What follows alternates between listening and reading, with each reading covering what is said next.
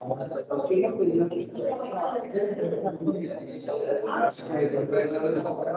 muy buenas tardes.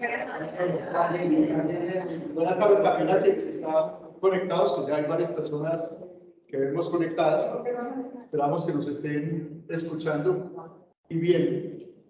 Muchísimas gracias por asistir, tanto por la vía de la conexión virtual como presencial.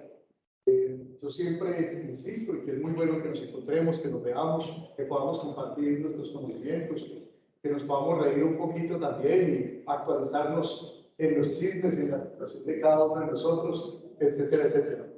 Esa es una de las más grandes ventajas que tenemos también con la realización de estos conversatorios. Vamos a hablar hoy sobre varios temas.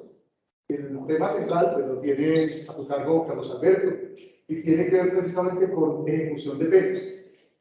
Pero antes, de otras cosas, muchísimas gracias por la atención que nos han brindado Carlos Alberto y sus secuaces. ¿Quiénes son los secuaces? El doctor Edgar, la doctora Carolina, la doctora Bessie, el doctor Mondragón, que nos colaboraron para este tema. Muchas gracias.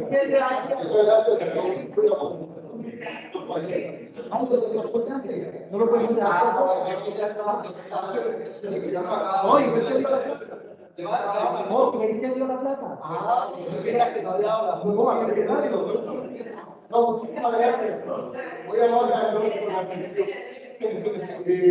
De pronto un poquito para antes de empezar con el tema central, pues quisiera hacer un comentario sobre algo que ya hemos hablado un poquito en la sala, especialmente Juan Carlos y yo, y que tiene que ver con la inquietud que todos tenemos relacionados con el tema de la virtualidad.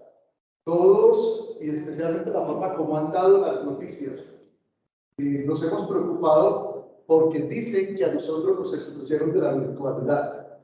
Eso es lo que andan diciendo, es que nos excluyeron al área penal de la virtualidad. Nosotros tenemos una lectura un poco diferente de este tema. Lo primero, porque es que estamos confundiendo virtualidad con trabajo en casa o con trabajo en la oficina. Nosotros podemos trabajar con virtualidad desde la casa o desde la oficina. Lo podemos hacer y de hecho lo hemos hecho. Antes de la pandemia lo hacíamos. Antes de la pandemia lo hacíamos.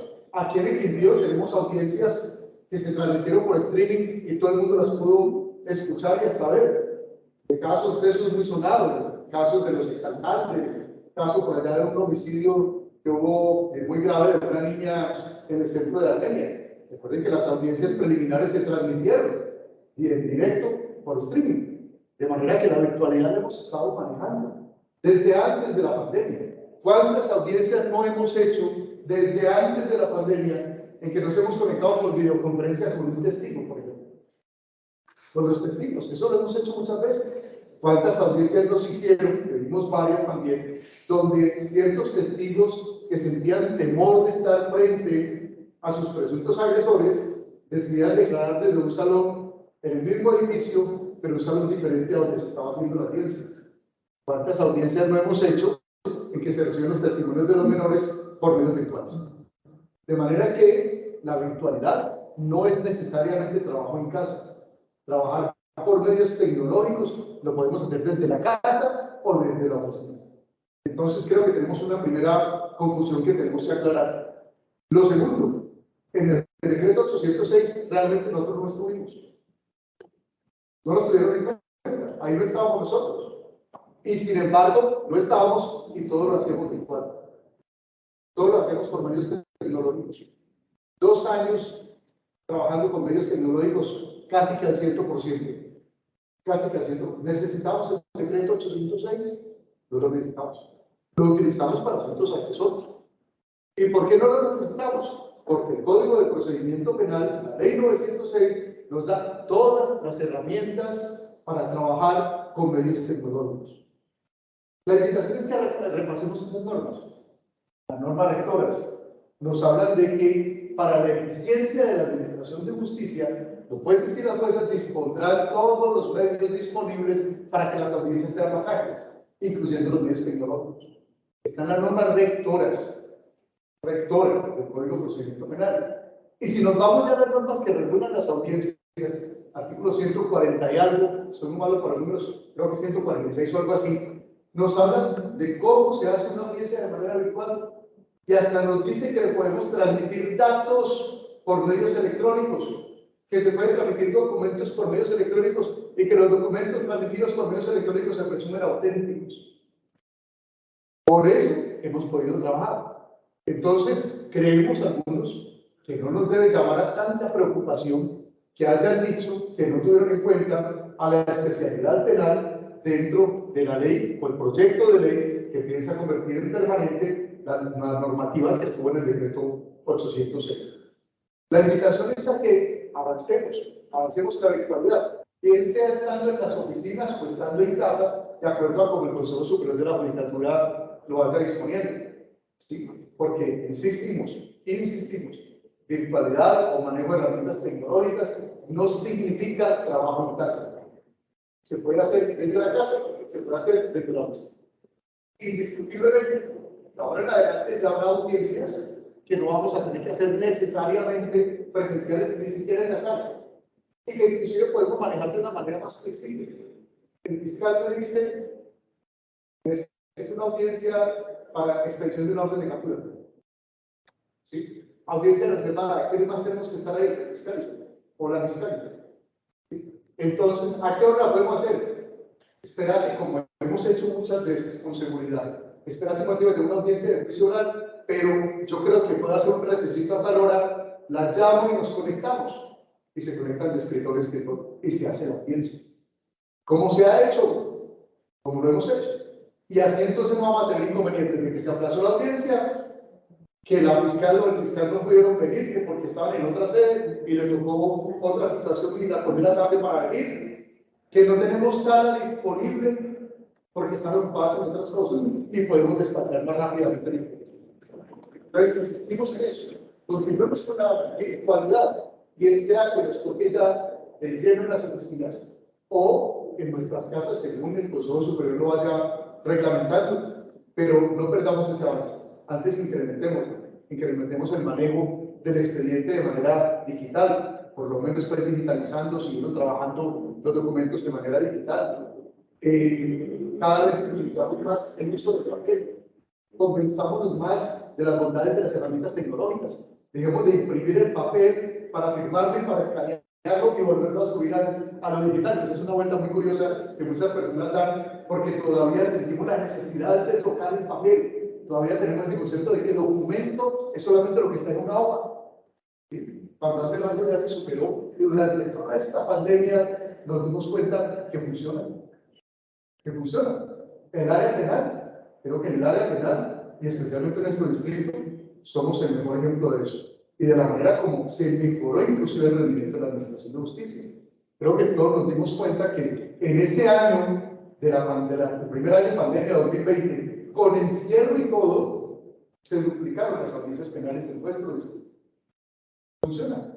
Sigámoslo haciendo funcionar y tratemos de mejorar y hagamos que esas herramientas tecnológicas sean más eficientes. Melba. Doctor, un aviso parroquial que ustedes tienen contacto directo con el señor director de Administración Judicial. Yo tuve la práctica de hacer una audiencia pues, directamente desde el despacho, no pude hacerla. No pude hacerla, el internet falló terriblemente. En última me tocó irme para la casa porque definitivamente no lo pudimos permitir. Claro. Los detenidos y todo el mundo conectado y la única que no pude conectar fue yo. Entonces, escríbete como doctor porque, pues, si a nosotros nos vamos a hacer audiencias desde la oficina, en este momento materialmente no nos puede hacer. Bueno, Melba, le cuento varias cosas. Nosotros hemos estado en contacto permanente, especialmente Juan Carlos como presidente del tribunal, con el director seccional, desde hace mucho rato, para ese tema de las herramientas tecnológicas y especialmente la capacidad de Internet, no solo en el Palacio de Justicia de Armenia, sino en todas las sedes del distrito, porque todos lo estamos necesitando. ¿Sí? Hemos podido verificar que así como hay casos en que lamentablemente las transmisiones han fallado, hay casos de audiencias que se han podido hacer. Hay en este momento inclusive compañeros, compañeras, jueces y juezas penales que están trabajando desde las oficinas en el Palacio y están haciendo las oficinas desde allá. Y les ha ido bien. Lamentablemente, bueno, sí, bueno, de determinadas salas, pero entonces habrá que revisar a ver cuál puede ser la situación. Pero hemos podido observar que esas personas las han podido hacer. Y hemos estado conversando con él, nada menos ayer tuvimos una reunión, ahora después de una situación que se está presentando, y volvimos a hablar con él del tema de Internet. Ellos aseguran que están en ese proceso de mejorar aún más la capacidad de banda del Internet. De pronto, sí sería bueno entonces, usted verificará si es que en determinadas salas no hay esa posibilidad y les pidiera que le asignaran otra sala para que trate de hacer. La experiencia que nosotros hemos visto es que hay varios compañeros y compañeras que están trabajando en el edificio y que han podido estar haciendo las audiencias. Que hemos tenido dificultades, sí, claro, y las hemos tenido también desde casa. Las normales, eso lo vimos nosotros todos los días, las audiencias que revisamos. Sí, que se corta a veces la transmisión, que son un poquito lenta, etcétera, etcétera. Pero hemos podido hacerlo y yo creo que podemos hacerlo mejorando. Esa es la idea, claro. Y seguimos en ese trabajo con el director para mejorar precisamente lo tecnológico. Gracias, Juan Carlos. Me informan después cuál es la sala que hablo con el Pues realmente el momento con sinceridad no fue de la sala, fue del despacho del juzgado, pero estaban en las salas, despacho pues la única que estaba, los demás estaban en sus casas. Y el director mencionó esta semana que iba prácticamente a triplicar el ancho de banda. Ella tiene el contrato y a partir de finales de junio la en el edificio. Gracias. Carolina.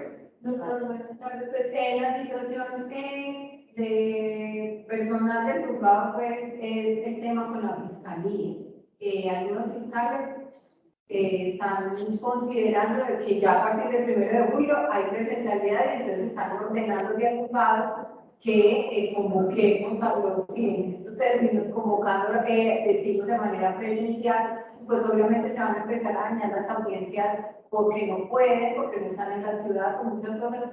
Nosotros estamos conservando la convocatoria de audiencias virtuales en todo caso para evitar que se nos dañen. Sin embargo, también se presenta la dificultad porque algunos fiscales no tienen como las herramientas para el tema de remitir los documentos, de ponerlos de presente en audiencia. Entonces, en juicio oral, con un caso muy puntual, son los homicidios culposos en accidente de tránsito, se remiten unas imágenes en blanco y negro, entonces es que yo no tengo escáner, es que yo de mi salario no tengo por qué comprar un escáner, yo estoy en mi casa, no puedo salir de mi casa. Pero la dificultad de la práctica de la prueba es impresionante porque está el perito ahí, no, si yo veo mancha negra, usted me está hablando de un vidrio, de un carro rojo, pero yo vivo en mi carro rojo, ni nada de. Entonces, si de pronto a través de la dirección personal se puede coordinar un poco con la fiscalía para que se unifiquen criterios respecto del procedimiento que tienen que adelantar los fiscales, porque además descargan muchas veces la responsabilidad y nosotros apoyamos mucho, ¿no? Envíen los fotos, mire cómo escanea, mire, nosotros le ayudamos y mándenlo por correo de nosotros se los enviamos, lo ponemos de presente, dígale al testigo que vengan a hacer un portal, ¿qué haga que hacer?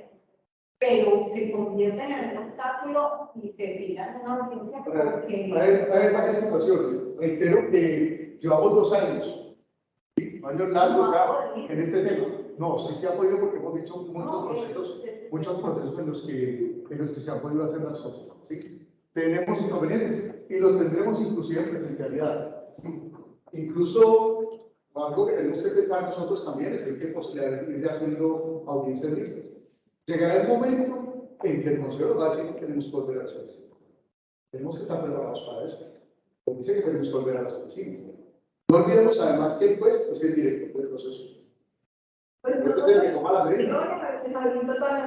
Sí, bueno, pero Carolina, si ustedes habilitan las herramientas y las partes no cumplen con su carga, ellos tendrán que asumir también la consecuencia. ¿Qué hacemos? Pues nosotros no le podemos hacer el trabajo a las partes.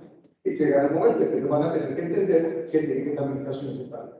Lógicamente, el tema también se puede conversar por comisión interinstitucional, con la fiscalía, para ver cómo ellos también van mejorando sus herramientas tecnológicas.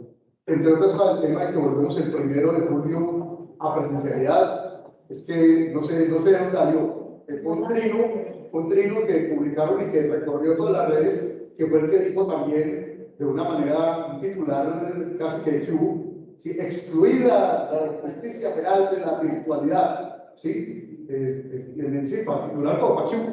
Sí, y además digo, es que la presencialidad es el 1 de julio, no sabemos de dónde salió eso.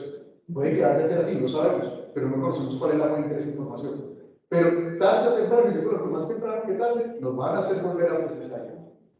Sí, eso sí ya vamos inclusive preparando para esa situación. Vale. Doctor, he tenido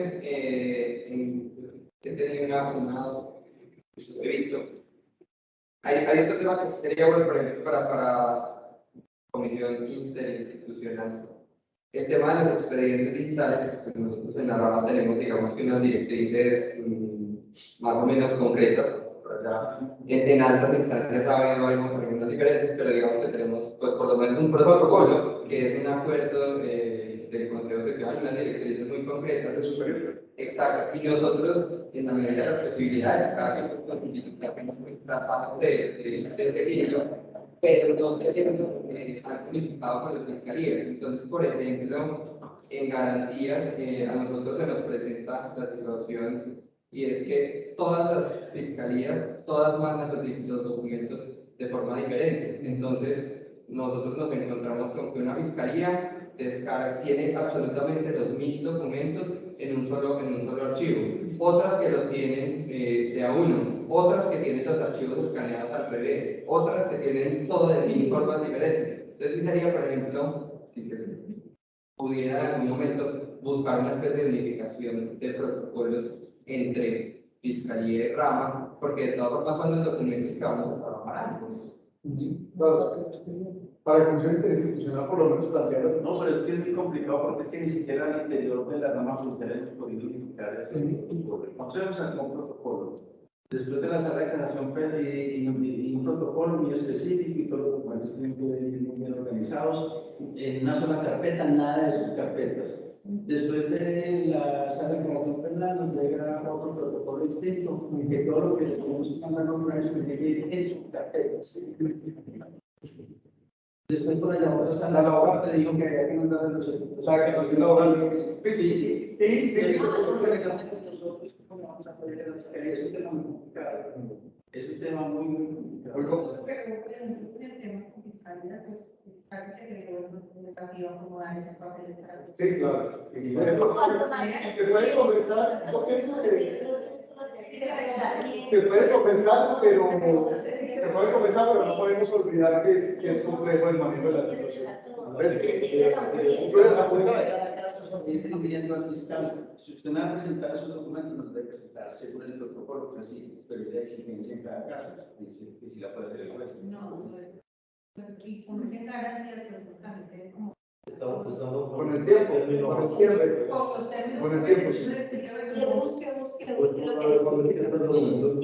pronto, poco a poco, pienso yo que sí podemos ir generando como, por lo menos la conciencia, hablando, y de pronto se va generando esa conciencia. Perdón, para unos 10 de como fiscal de delegado.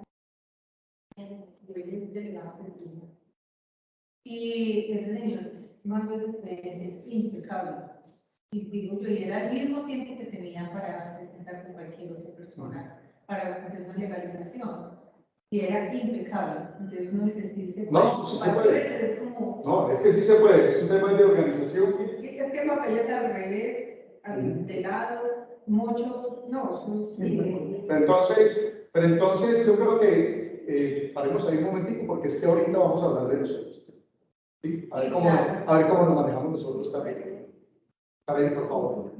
Pues realmente yo pensé que los únicos que nos quejamos de la fiscalía éramos nosotros. No, como que la queja es generalizada, aunque los fiscales allá, ellos tratan de ser ordenados, pero es que literalmente trabajan con el asunto. O sea, yo no creo ni siquiera que sea de los fiscales, sino la administración de la fiscalía pésima. No tienen cámaras en los equipos, entonces les toca hacer las audiencias desde los celulares.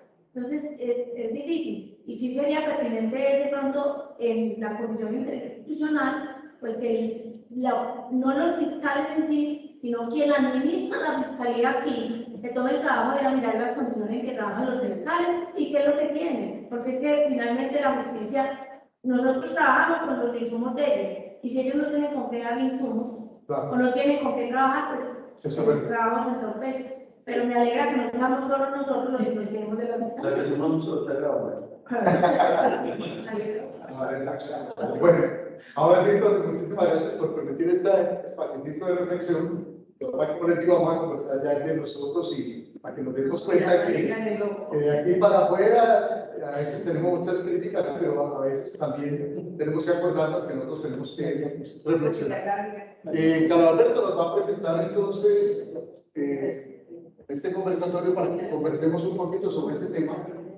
¿Cuáles son realmente, cuál es la conducta que debemos asumir los jueces de conocimiento en relación con la ejecución de la pena? Carlos, por ejemplo, que tiene la ventaja de haber sido conocimiento y ejecución de penas, obviamente tiene más conocimiento de causa, más conocimiento para poder contarnos a nosotros como jueces de conocimiento e inclusive como jueces de control de garantías en qué podemos mejorar para que la función de ejecución de penas realmente sea más efectiva, más eficiente, más ágil. Y con seguridad que él nos trae muchísimos tips que nos van a servir muchísimo para avanzar. Perdóncito, ahora sí, yo para avanzar. Gracias, Doc. Buenas tardes para todos. Pena con el doctor César, que ya antes ha trabajado por fuera del inicio.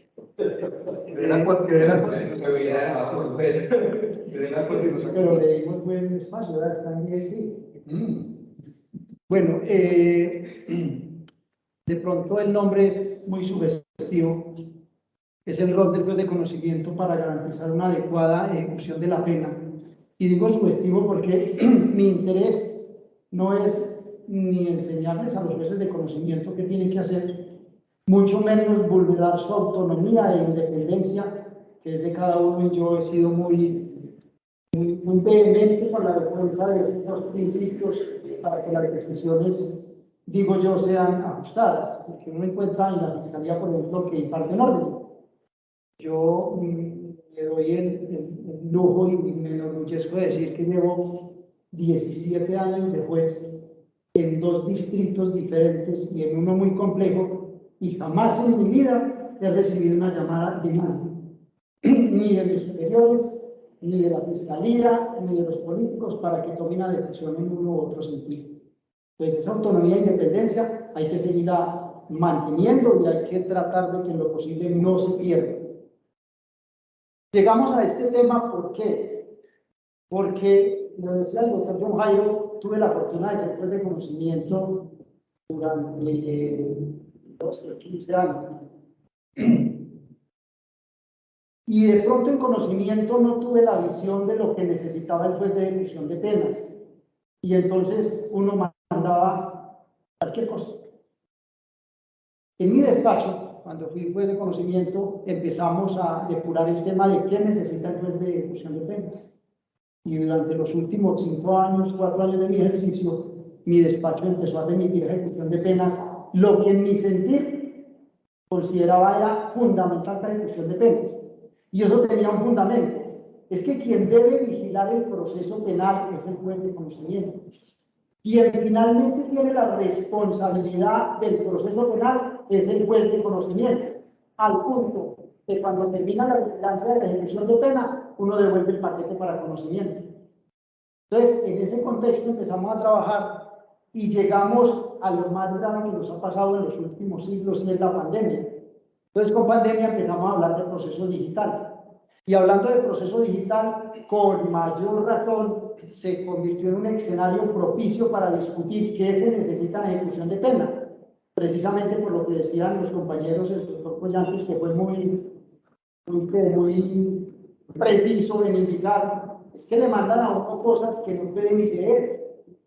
Y entonces, a raíz de eso, se vinieron expidiendo normas y han salido 2 protocolos. El segundo protocolo para el expediente digital, que es versión 2 del 18 de febrero del 2021, y que por, digamos, infortunio, algunos compañeros todavía o no lo conocen o no lo quieren cumplir. ¿Y por qué lo digo? Y lo digo con todo el respeto del mundo. Esta mañana estaba preparando este escenario y le decía a un compañero de mi oficina: doctor, ¿qué hacemos con ustedes? Que bien, me llegó de un juez de Armenia y me mandó hasta archivos en Word. Por Dios, si no han leído el protocolo, se evidencia que no han leído el protocolo. Entonces, eso dificulta mucho el proceso de vigilancia de la pena por dos razones. Primero, porque en ejecución de penas yo no puedo decir, como se dice en conocimiento a plazo. En ejecución de penas usted tiene que resolver o resolver, y tiene que resolver con lo que tenga. Entonces, la idea es que eso que usted tenga sea lo necesario. En este proceso de expediente digital, la rama judicial contrató, y ese contrato tiene como dos etapas. Yo pues de esa parte no quiero hablar porque primero no lo conozco, no soy ingeniero de sistema, pero más o menos me he involucrado en un paseo, y esas dos etapas son el escaneo, que es lo que estamos haciendo apenas, y otra cosa la indexación.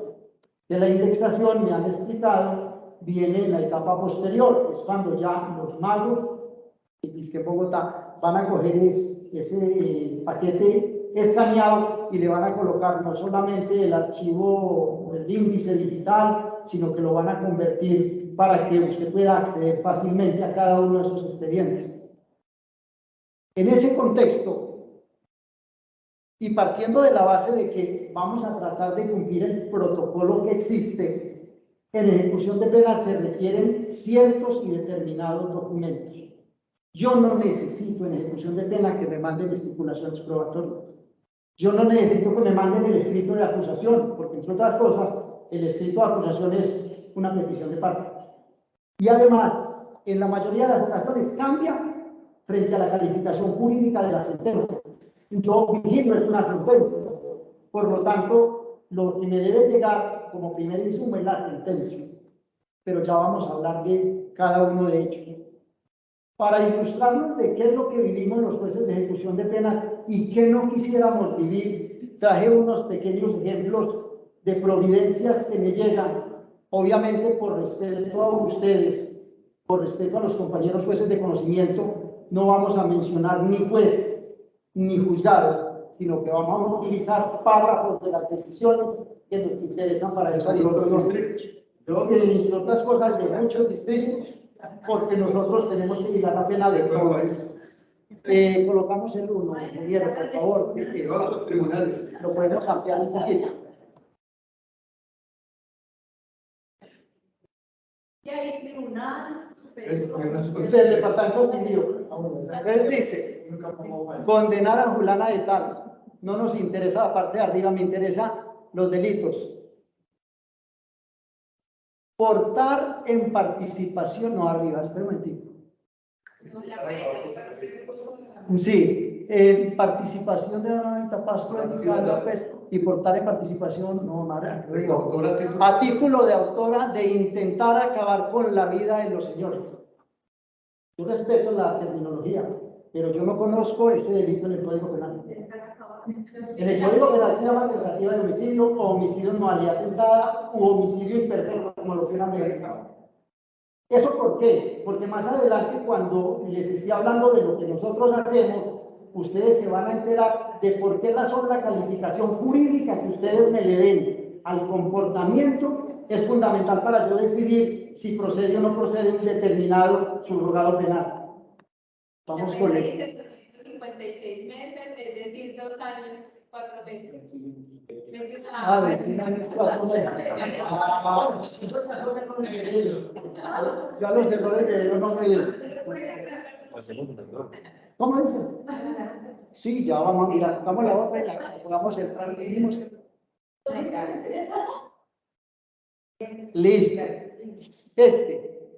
En este, ¿qué le vamos a decir? Que dice que es un concurso de hurto, 239, 246 segundo y 241. ¿Y cuál es el agravante?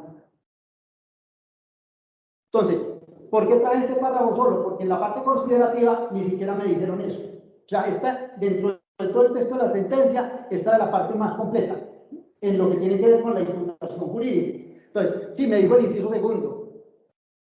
Uno quisiera leer el artículo 240. Bueno, yo no soy juez municipal, pero creo que me han tocado algunas cositas por ahí y resulta que he sostenido siempre que de las normas más difíciles de manejar es el artículo 240 del Código Penal. ¿Y por qué? Porque tiene varios incisos y varios numerales.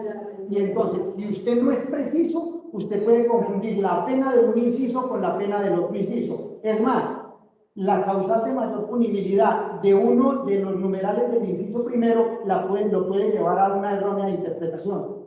Y resulta de que en algunas decisiones de ejecución de penas, y ahorita les voy a mostrar más adelante, es fundamental la imputación jurídica con precisión. El tercero.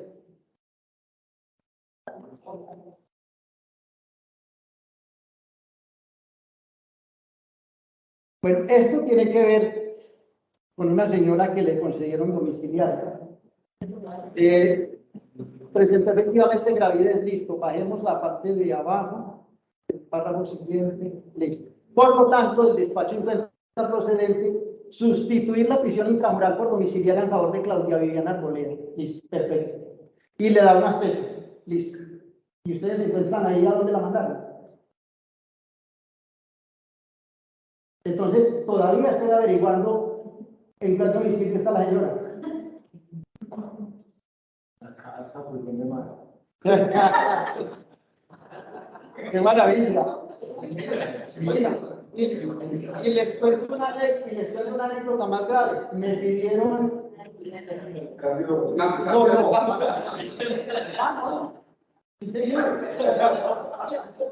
En este mismo negocio le hicieron cambio de domicilio.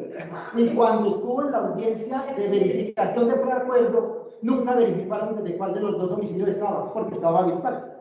Y entonces cuando me llegó y me pidieron la libertad condicional, dije, venga, ¿y dónde está? ¿Y hasta cuándo estuvo? Y por allá me contestaron, no, es que la señora está juzgada desde hace tanto tiempo. Juzgada, y cómo estuvo en la audiencia de lectura de sentencia de Derrumbado. ¡Qué maravilla! ¡Qué maravilla! Entonces, son detallitos, miren, son detallitos muy puntuales que en la mayoría de las ocasiones impiden o no permiten que el desarrollo del proceso de vigilancia de la pena sea como debe ser. Doctor, Señora. que los tropiezos se generan desde que llega para el expediente. El centro de servicios tiene que empezar una unidad investigativa para poder repartir el expediente y cómo se va a repartir, en qué calidad está. Claro, en la calidad en la que está el condenado. Bueno, busquemos otro que ya nos dé como alegría. Sí, vamos en el 3. Vamos en el 3, el 4. Sí, Eso ya sí. exactamente. Señor, no, por eso dije, después otro distrito. Mire, en lo que vamos a ver más adelante, van a encontrar ustedes que es fundamental, fundamental la narración fáctica del acontecer que le están imputando a una persona. ¿Por qué es importante la situación fáctica? Porque ahí va incluida la fecha de los hechos. Y para nosotros, uno de los fundamentos para tomar algunas decisiones es la fecha en que ocurrieron los hechos. Eso tiene que ver con principio de favorabilidad y tiene que ver con algunos beneficios que se le pueden otorgar a un condenado. Es fundamental que en un párrafo de la sentencia ustedes narraran la situación fáctica con claridad y precisión. Gravísimo, cuando le dicen a uno en un concierto para delinquir, es que la conducta delictiva ocurrió en el año 2015. Maravilla. ¿Desde cuándo hasta cuándo? ¿Por qué? Porque cuando usted va a hacer la acumulación jurídica de penas, usted tiene que saber muchas cosas que tienen que ver necesariamente con el periodo de privación de la libertad. En esa misma decisión, un parrafito en el que ustedes, qué bueno que dijeran la situación del procesado, cuándo lo capturaron, si le impusieron medida, qué clase de medida le impusieron, y la imputación jurídica clara. ¿Por qué la imputación jurídica clara? Porque también vamos a ver más adelante que ese artículo 326 tiene 3 penas diferentes. Y si usted no me dice cuál es el inciso, cuando el señor me pida subrogado, yo puedo mirarlo al techo. Entonces me toca, señor juez, mándenme, señor juez, explíqueme. Y eso pues no solo congestiona la rama judicial, nos pone doble trabajo a nosotros y les pone doble trabajo a ustedes que tienen que hacer un trabajo adicional. Conocimiento político. ¿Se conocieron? Se puede inventar, porque no lo diga, porque no lo había. Sigamos, ¿no tiene más? Sí. Bueno, también buena costumbre sería que dijeran el estado de privación de la libertad. En este caso se encontraba en libertad del Señor. Como se encontraba en libertad, entonces, bueno decirlo, si es captura. ¿Por qué? Porque si usted no me dice, a veces escriben la captura y no le dicen a uno. Y entonces uno se queda sin saber qué pasó con el Señor. Pasamos a otro. 2 minuticos de visita, nos va a hacer el favor, les provoca un tinte, una aromática. Hola, Entonces, por favor, que les diga una consulta para mandarles a traer. Cafecito y quién. Sí.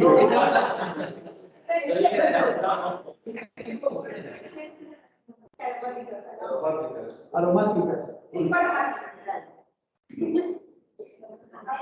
eso trae una regla a todos. Muchas gracias, muy amable. Bueno, bien. Iremos el otro a ver si vale la pena.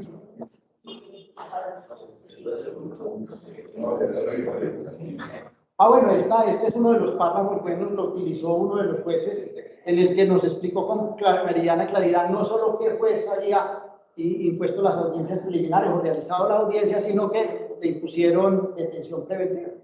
Entonces, eso le da claridad a uno, sobre todo la fecha. Mira, dice, 5 de octubre impartió la legalidad. Ese parece que era de la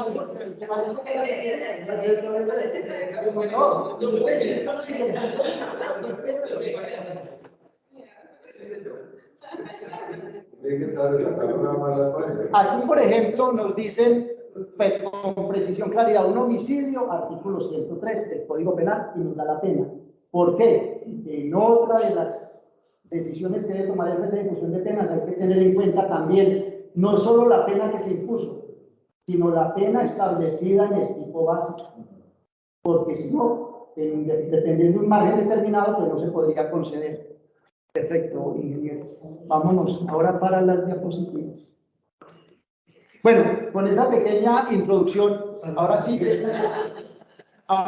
vamos a contar qué es lo que hacemos nosotros y en qué queremos que nos ayuden dentro de respetando su autonomía e independencia. Este es el escenario de lo que necesitamos. Para el juez de ejecución de penas es fundamental la sentencia. A mí no me interesa el acta de la audiencia, porque el acta de la audiencia no me dice nada. A mí me lo dice la palabra. Si usted no lee la sentencia, no me importa, mándeme el CD, pero mándeme, es que ni siquiera nos llega el CD de la audiencia. Y entonces uno recibe un acta y en el acta dice, se condena a 20 meses por tráfico de estupefacientes. Y entonces uno mira para el techo, ¿cuál es estupefaciente? Pues la sentencia, y en la sentencia, disculpame, vamos al bordo.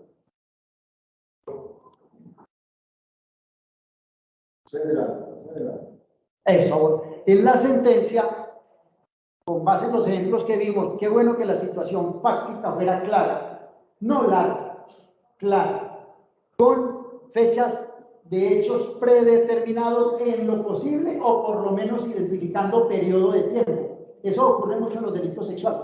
Los delitos sexuales a los fiscales hay que decirles, verifique por favor periodo de tiempo. La imputación jurídica con absoluta claridad. Si la imputación jurídica no es clara, bueno, para el juez o para el fiscal que llegase, la exposición puede que en el discurso del juicio oral sea muy clara, pero si en la sentencia no queda clara, me dejan. Y esa imputación jurídica, qué bueno que la tengan en cuenta porque hay una imputación jurídica no solo en la audiencia preliminar, sino que la hay en la acusación y obviamente en la sentencia. ¿Cuál me interesa a mí? La imputación jurídica con la que lo condenaron, es la que aparece en la sentencia. Debe venir el acta de derechos del capturado, fundamental el acta de derechos del capturado. ¿Por qué? Porque eso me dice la fecha en que fue capturado. Pero si usted al acta de derechos del capturado no me le acompaña las audiencias preliminares en las que se le hayan resuelto todas las situaciones que tienen que ver con libertad de procesar, de nada me sirve el acta. Porque es que a usted lo capturan pero lo pueden soltar, incluso el fiscal puede restituir la libertad. Claro. Entonces, ahí sería bueno que el acta de derechos del capturado viniera con lo demás y además con los documentos de plena identidad. En documentos de plena identidad todos hemos patinado, yo estoy casi seguro de eso. porque al principio a uno le llevan el acta de hechos del capturado que tiene una web, y en ocasiones le llevan la consulta web. Sí, perfecto. ¿Y quién dice que esa consulta web sí correspondía a ese señor? A mí varias veces me correspondió que traían al señor y era el hermano de la consulta web. Entonces, eso tiene que ir acompañado con el cotejo logoscópico.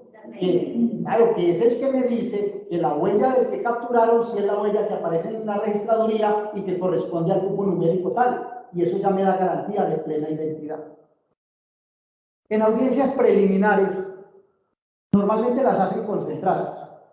Importante, sobremanera que nos llegue la de medida de aseguramiento.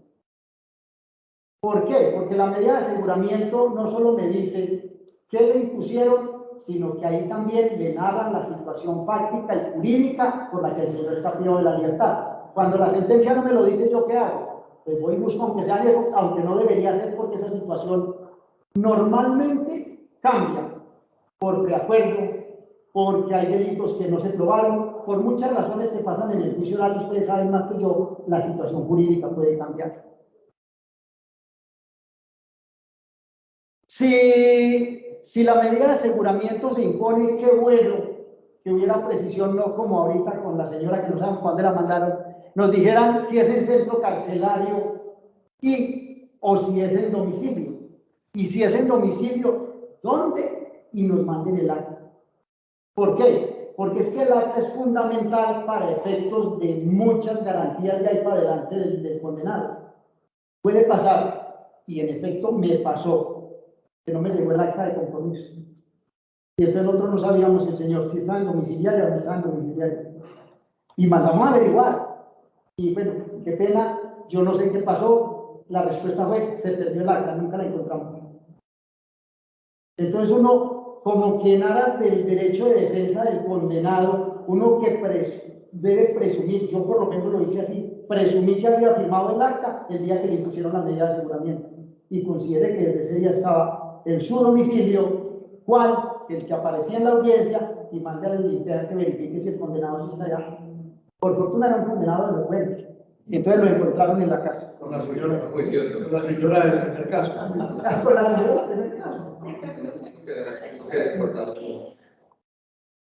El primer caso fue señora. Pena, lo que usted está mencionando es muy bueno para Carolina. Menciona eso de que muchas veces el conocimiento no tiene esa información porque no tiene ese nexo con garantías del informe que pasó en esa audiencia de aseguramiento. Sí, pues me surge esa duda, pero a nosotros no nos llega esa. Bueno, a ver, perdónenme lo que voy a decir. Nosotros Sí.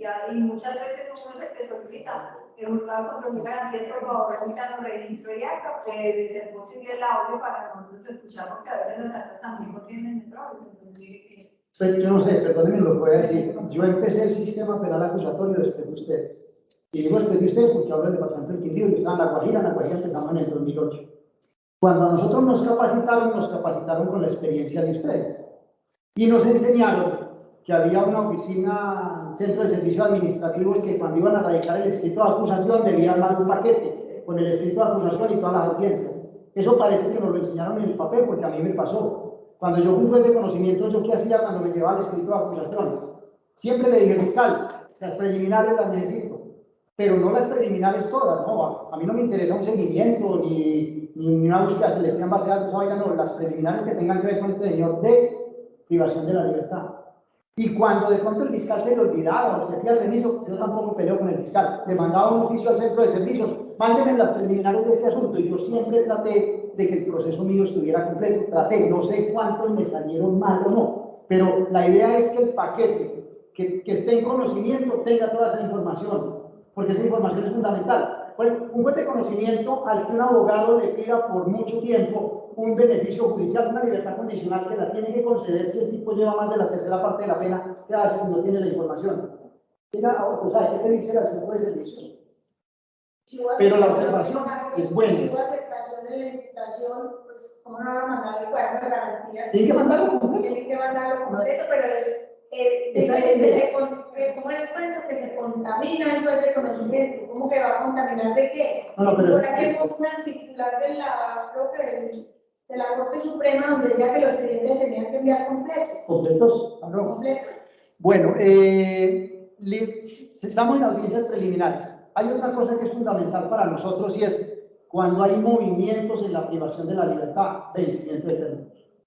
¿Por qué? Normalmente cuando hay vencimiento de términos, que lo pide el abogado, el fiscal va, a veces el juez de conocimiento nunca se da cuenta de esa vaina, se da cuenta cuando llegan a la audiencia y ven que el procesado no lo trae. Claro, porque es que nosotros contamos tiempos. Juez de conocimiento sí, tiene que estar pendiente, pero no cuenta tiempos, pero nosotros sí contamos tiempos. Y si no nos mandan esa libertad por vencimiento de términos, estamos encarcelados. Porque además nunca nos damos cuenta ni siquiera la fecha en que la hicieron. Y hay abogados muy juiciosos que le dicen a uno, mire, tal fecha la hicieron, pero hay unos que no, y nada, tienen el habeas corpus. Y no le olvide que el habeas corpus nos toca a todos. Entonces, si nos queremos ahorrar en los trámites adicionales, qué bueno sería que esas cositas que van siendo como falencias se fueran como solucionando paulatinamente. Dentro de esa libertad por vencimiento de términos, puede ocurrir que en el camino se recapture al señor, porque el fiscal le dio por volver a pedir captura, o porque cometió otro delito y lo privaron de la libertad por otro delito. Eso también es fundamental conocerlo. ¿Por qué? Para determinar fechas de privación de la libertad. ¿En orden a qué? Aquí hay ocasiones, me ha pasado con centros carcelarios, que le llega un detenido, lo sueltan y cuando vuelve y llega, lo meten en la misma cartilla biográfica. Entonces, técnicamente en los registros del INPEC está descontando mi pena, pero resulta que yo lo tenía por vencimiento de términos afuera y lo capturaron por otro delito. Y eso desenredarlo no es tan fácil. Entonces, por eso es bueno que estas audiencias se vayan comunicando. Qué bueno que los fiscales a los que asisten a esas audiencias ustedes le dijeran, cuando le den libertad por vencimiento, por favor, por lo menos avísenme que yo pido la audiencia. Que es que uno no tiene problema en pedirla, pero por lo menos que le avisen, porque cuando uno no se da cuenta, pues ahí sí, imposible. Revocatorias. Pocas veces he visto revocatorias de detenciones domiciliares en conocimiento, pero si revocan la domiciliaria, por favor, cuéntenle al proceso, o sea, métale al proceso las constancias, que el juez de ejecución de penas tenga claro qué fue lo que pasó con ese señor, a efectos de poderle, vuelvo y les digo, contar los tiempos. Si yo me pongo a contarle las anécdotas que he tenido, no salimos de aquí, y me tocaron de un solo procesado 3 habeas corpus. ¿Y por qué el juez de habeas corpus no le dio libertad? Porque estaba alegando pena cumplida.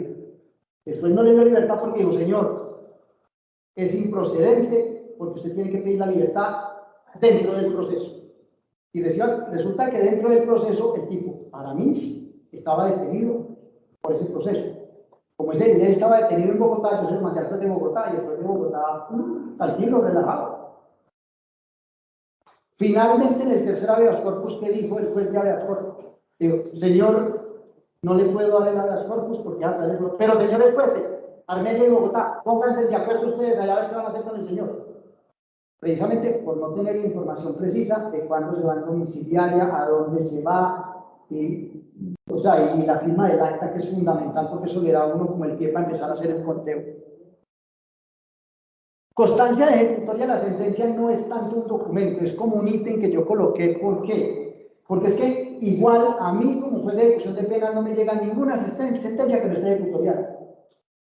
Yo no inicio vigilancia de pena hasta que no está ejecutoriada, pero la constancia de ejecutoria es bueno que la coloquen, pero adicionalmente cuando coloquen la constancia de custodia y manden el expediente, qué bueno que le avisaran a uno situaciones de privación de la libertad, si es requerido o no es requerido, si está en suspensión, si está en domiciliaria, y les digo por qué. Normalmente el juez de conocimiento resuelve 2 cosas fundamentales: la suspensión condicional de la ejecución de la pena y la prisión domiciliaria del 38B, que es como el escenario propicio de conocimiento. Muchas veces ocurre que cuando ustedes dictan sentencia, el parroquiano está en libertad, entonces ustedes dictan sentencia sin la presencia del condenado. Y le pueden conceder libertad condicional, de suspensión condicional, porque la pena lo permitía, y se la concede, perfecto. pero por favor explíquenme si el señor firmó el acta de compromiso. O si no la firmó, ¿por qué no la firmó? ¿Por qué? Porque esa firma del acta de compromiso es fundamental para efectos de determinar extinción de pena o prescripción de pena. Si yo no tengo esa fecha, pues puedo estar perjudicando al condenado, porque pues ustedes saben que hay unos términos de extinción y hay unos términos para prescripción que a veces no son los mismos. Si por favor ustedes en la sentencia ordenan la captura, que en muchas ocasiones hay que ordenarla, por favor díganlo y díganme si expidieron la orden de captura. Y si no la expidieron, digan que no expedí orden de captura. Así de sencillo, no me dio la gana de expedirla. Pero infórmenlo por qué. Porque es que a uno le llega y entonces uno no sabe en qué panel poner el proceso del señor. Y resulta de que si usted no la expidió y yo no me di cuenta o fui lento o lo que pasa, y el tipo, cuando menos piensa uno, tiene la pena prescrita y nunca expidió la orden de captura. Y ya me ha pasado con varios. Nunca expidieron la orden de captura, ni allá ni acá. Y eso pues a mí me parece que no es conveniente. O sea, uno, que no lo capturen es otra cosa, pero que la orden se debe expedir, se tiene que expedir. Y en lo mismo en domiciliarias, que ustedes técnicamente no analizan, sino muy poco los jueces de conocimiento que analizan ley 750. Cuando analicen domiciliaria también, por favor, el acta es fundamental, porque el acta me identifica a dónde le estoy yo contando la vigencia de la pena. Otro tema es el incidente de reparación integral. Y aquí en el incidente de reparación integral, cuando entremos a lo que hacemos nosotros, se van a dar cuenta porque es fundamental para el juez de ejecución de penas que informen este dato.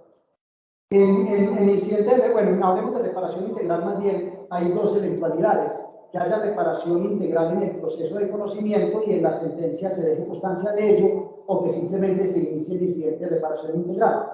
Como se supone que la sentencia cobra ejecutoria antes del inicio del incidente de reparación integral, entonces cuando ustedes manden la sentencia ejecutoriada y la víctima haya sido reparada, por favor díganoslo, porque eso nos ahorra a nosotros tenerlos que requerir a ustedes después para que nos den esa información.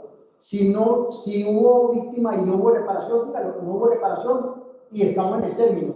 Y si dentro del término inician el incidente, por favor, no nos comuniquen el inicio, porque finalmente nosotros lo vamos a interrogar. Pero si hay sentencia de incidente de reparación, sí informen. Porque hay decisiones del juez de ejecución de penas en las que es obligatorio acreditar la reparación de perjuicio.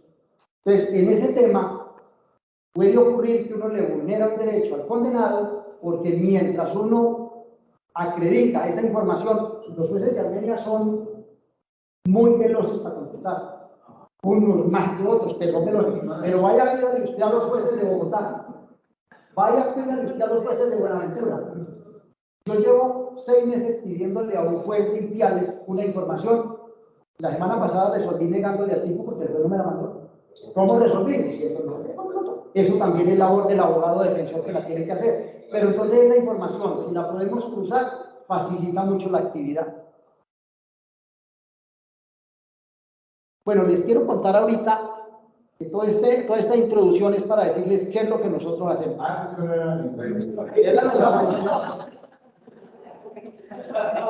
Doctor,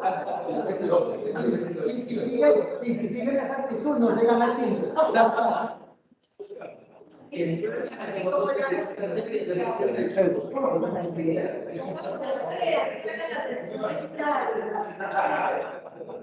Bueno, dentro de las cosas que nosotros hacemos, metí suspensión condicional de la ejecución de la pena del artículo 63, más que por obligación, porque nosotros, o sea, por regla general, el juez de ejecución de penas no resuelve suspensión condicional de la ejecución de la pena. Conozco, eso sí, me disculpan si me equivoco, un solo evento en el que el juez de ejecución de penas tiene que entrar a analizar suspensión condicional. Cuando hay ley posterior más favorable. Bueno, pero la dosificación es otra cosa. Aquí primero hay que mirar y nos pasó con la ley 1701 del 2014, que eran 3 años y lo subió a 4. Quienes ya habían llegado a ejecución de penas, pues nos tocó obviamente ponernos a resolverles a todos. Entonces, eso por regla general no es de nosotros. Pero aquí es para decirles y repetirles que es bien importante que ustedes me lo digan si la resolvieron o no. ¿Y por qué? Porque si por alguna razón hay modificación legislativa y a mí me toca entrar a analizarla, yo tengo que analizarla desde el punto de vista normativo, más no desde el punto de vista fáctico, y aquí también incluye la situación fáctica, que es el comportamiento del procesado. Si ustedes ya le resolvieron a él por comportamiento, yo tendría que decir, ya fue un tema analizado. Entonces, por eso es importante saberlo. Libertad condicional.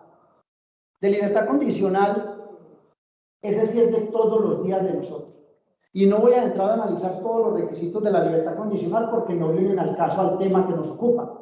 El tema que nos ocupa tiene que ver exclusivamente con lo que está resaltado, que es del inciso segundo, que dice que en todo caso su concesión estará supeditada a la reparación a la víctima o al aseguramiento del pago. Si el condenado no acredita que reparó a la víctima o que garantizó, no tendría derecho a libertad condicional a menos que demuestre insolvencia. Pero ese trámite de insolvencia, pues obviamente tiene que ver cuando yo tengo la información de que en efecto fue reparado. Por eso es fundamental la información sobre el incidente de reparación integral que estoy invocando de ustedes. Acumulación jurídica de penas. Este es de los más galletones que hay. ¿Y por qué de los más galletones? Porque acumulación jurídica es como ustedes aplican el artículo 31, no es otra cosa que un concurso delictual posterior a sentencia. Pero la acumulación tiene parámetros, tiene fundamentos y tiene determinaciones, y yo me puedo salir de ellos. Adelantamos el siguiente que dice cuáles no se pueden acumular. De cuáles no se pueden acumular, yo tengo que extractar cuándo sí puedo decretar la acumulación jurídica de penas. Y entonces, bueno, por delitos cometidos con posterioridad al proferimiento de una de las sentencias, de primera o segunda instancia. Entonces, vuelve el cuento. La sentencia es fundamental que ustedes me digan, me manden la sentencia para yo saber cuándo la expidieron y, consecuentemente, cuándo se cometió el delito, cuándo se cometieron los hechos. Por eso la situación fáctica tiene que ser fundamental ahí para definir cuándo cometió el hecho. ¿Por qué? Porque ocurre muchas veces que a una persona la juzgan y la juzgan 3 veces diferentes y procede la acumulación jurídica de penas, independientemente de que haya una sentencia, porque los hechos ya habían sido cometidos.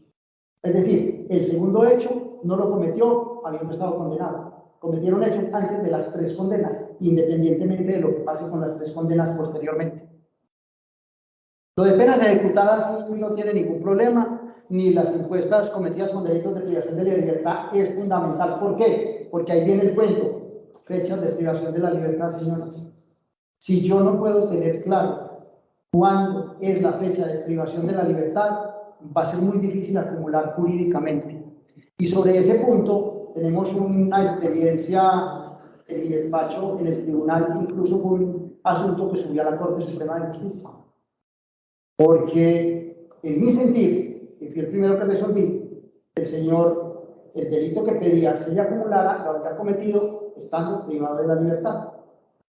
Un delito era de aquellos de ejecución instantánea y el otro era de ejecución permanente, era un concierto para delinquir. El concierto para delinquir tiene periodos de ejecución. Esos periodos de ejecución eran los que en parte no estaban muy claros y de ahí se empezó el abogado no solo para apelar, sino para después implementar acción de tutela ante la Corte Suprema de Justicia.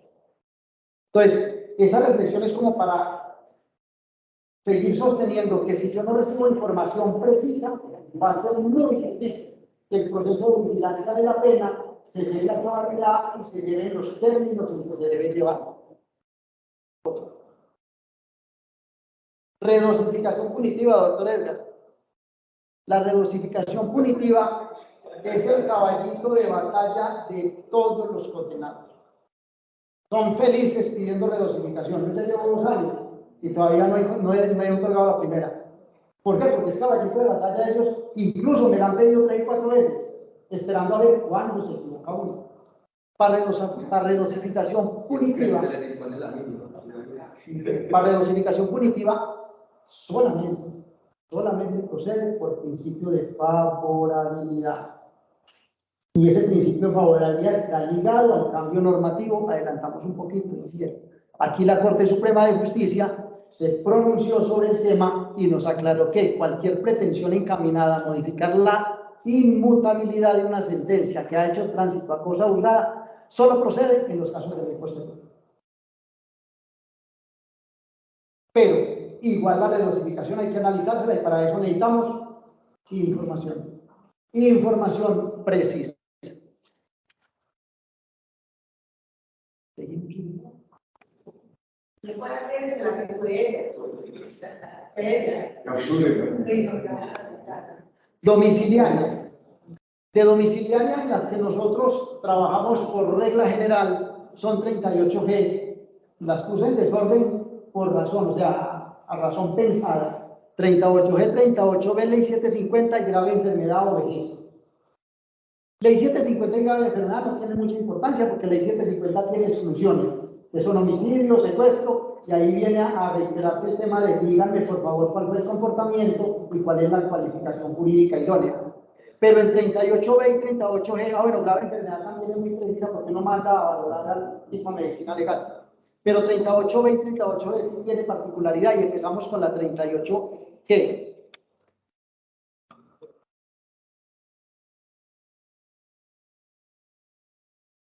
Resulta de que la 38G, que es la domiciliaria por mitad de pena, esa es una muy particular porque es objetiva. Ahí no hay que hacer el análisis de subjetivo para nada. Entonces, mitad de pena, pero tiene exclusiones. La exclusión más brava es esta, de los delitos de estupefacientes, excepto los del inciso segundo del 376. ¿Eso qué significa en plata blanca? Quien cometa un delito del 376, inciso primero e inciso tercero, no tendrá jamás derecho a domiciliaria por mitad de pena. Entonces, ahí es donde yo necesito que por favor en las sentencias, no tenemos ninguna de estupefacientes ahí, ingeniero. En las sentencias, la 4, sí, una de estupefacientes, tiene título de estupefacientes.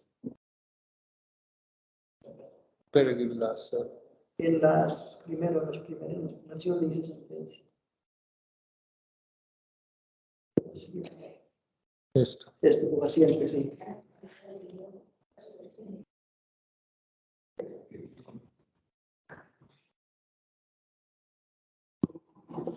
Pero esa es lo que pasa en el 76. Es que hay unas en las que la parte resolutiva dice condenar a fulano de tal por el delito de tráfico, fabricación, porte de estupefacientes. Y entonces, cuando esa tiene el 326, inciso tercero, o sea, que esta está dentro de como debe ser. ¿Por qué? Porque fue claro en la tipificación jurídica. Cuando usted me dice la decisión por tráfico, fabricación, porte de estupefacientes, me pone a mirar para el techo. ¿Por qué? Porque como no me envían ni siquiera el audio, bueno, creo que ahorita con el tema del proceso digital eso está complicado lo de los audios. Entonces, yo no tengo el texto de la sentencia para saber cuál fue la imputación jurídica con la que estaban trabajando, si estupefacientes, cuál de los tres. Y como hay uno, volvemos a la...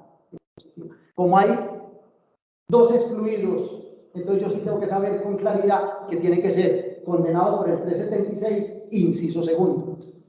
Los demás delitos sí son exclusiones genéricas que no tienen como mayor relevancia para el tema que estamos conversando. Otra.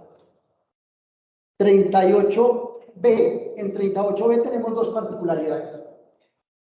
La primera que tiene que ver con la pena establecida para el tipo penal. Es posible agrandar, ampliar el inciso numeral primero.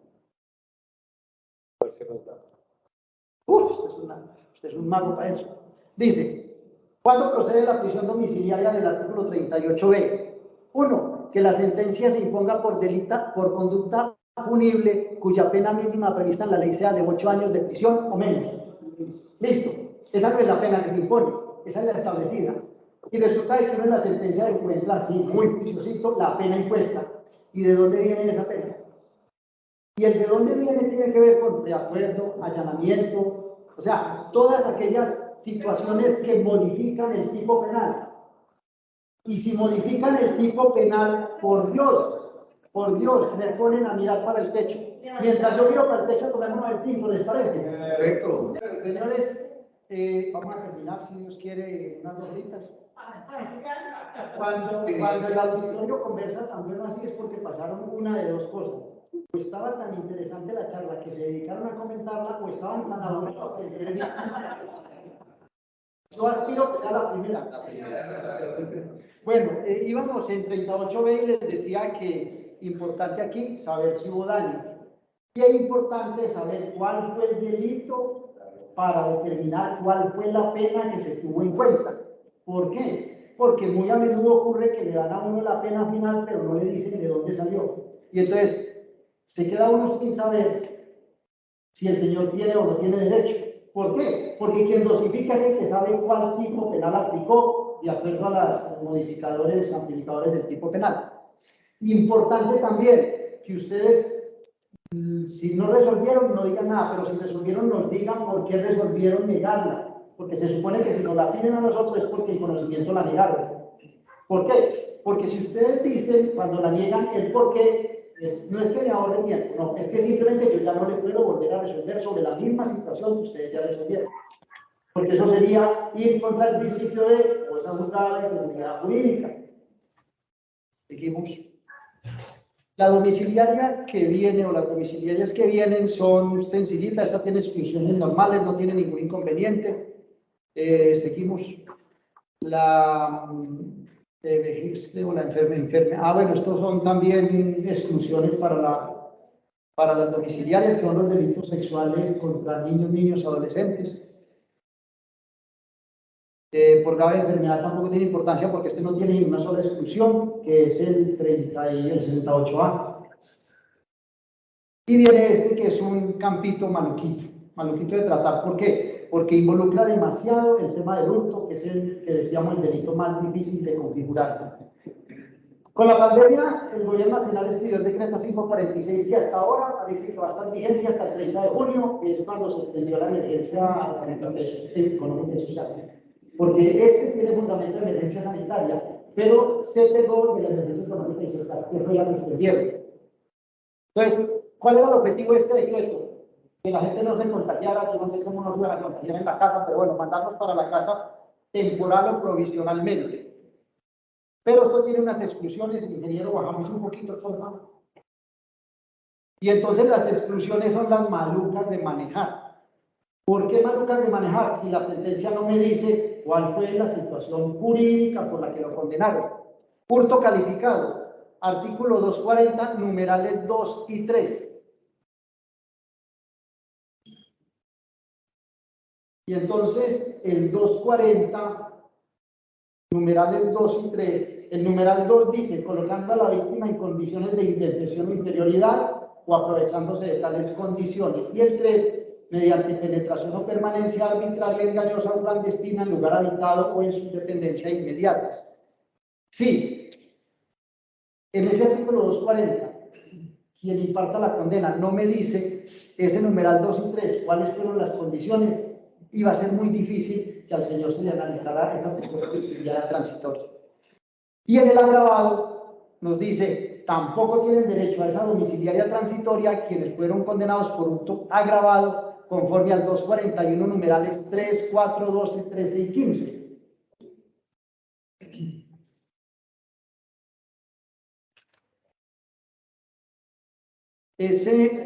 Bajemos un poquito. Bajémoslo. Numeral 3, valiéndose de actividad inimputable con persona disfrazada aduciendo tal calidad sobre efectos y armas destinados a seguridad nacional, sobre bienes que conforman el patrimonio cultural de la nación y sobre materiales nucleares o elementos radioactivos. Entonces, ahí también hay que ser preciso en cuál fue la condena que le impuse. ¿Por qué? Porque por infortunio para nosotros, los que nos tocó aplicar a rajatabla ese decreto 546, que fue voluminoso en su momento, era muy complicado el análisis. Devolvete 2 y otro, adelante. Y tenemos el 240, inciso segundo, que es cuando la pena sea de 8 a 16 años. No se les olvide que ese hurto del segundo tiene varias penas. Solamente estaba excluida la pena de 8 a 16, y ahí viene mi reiteración. Si el juez del procedimiento no me dice ese inciso segundo, cuál fue la pena que tuvo en cuenta para imponerle, pues obviamente uno queda. Y el inconveniente grave es que en su momento, para la vigencia de este decreto, cuando empezó, el inconveniente grave era que todo era por virtualidad, o sea, no se permitía el ingreso a cárceles de nadie. Entonces, como todo era virtual, las cárceles no tenían ni media idea de cómo se manejaba eso. Entonces, que suministraran la información era bien complicado. Y con los juzgados también era complicado porque todos aprendimos a manejar virtualidad por pandemia. Señores,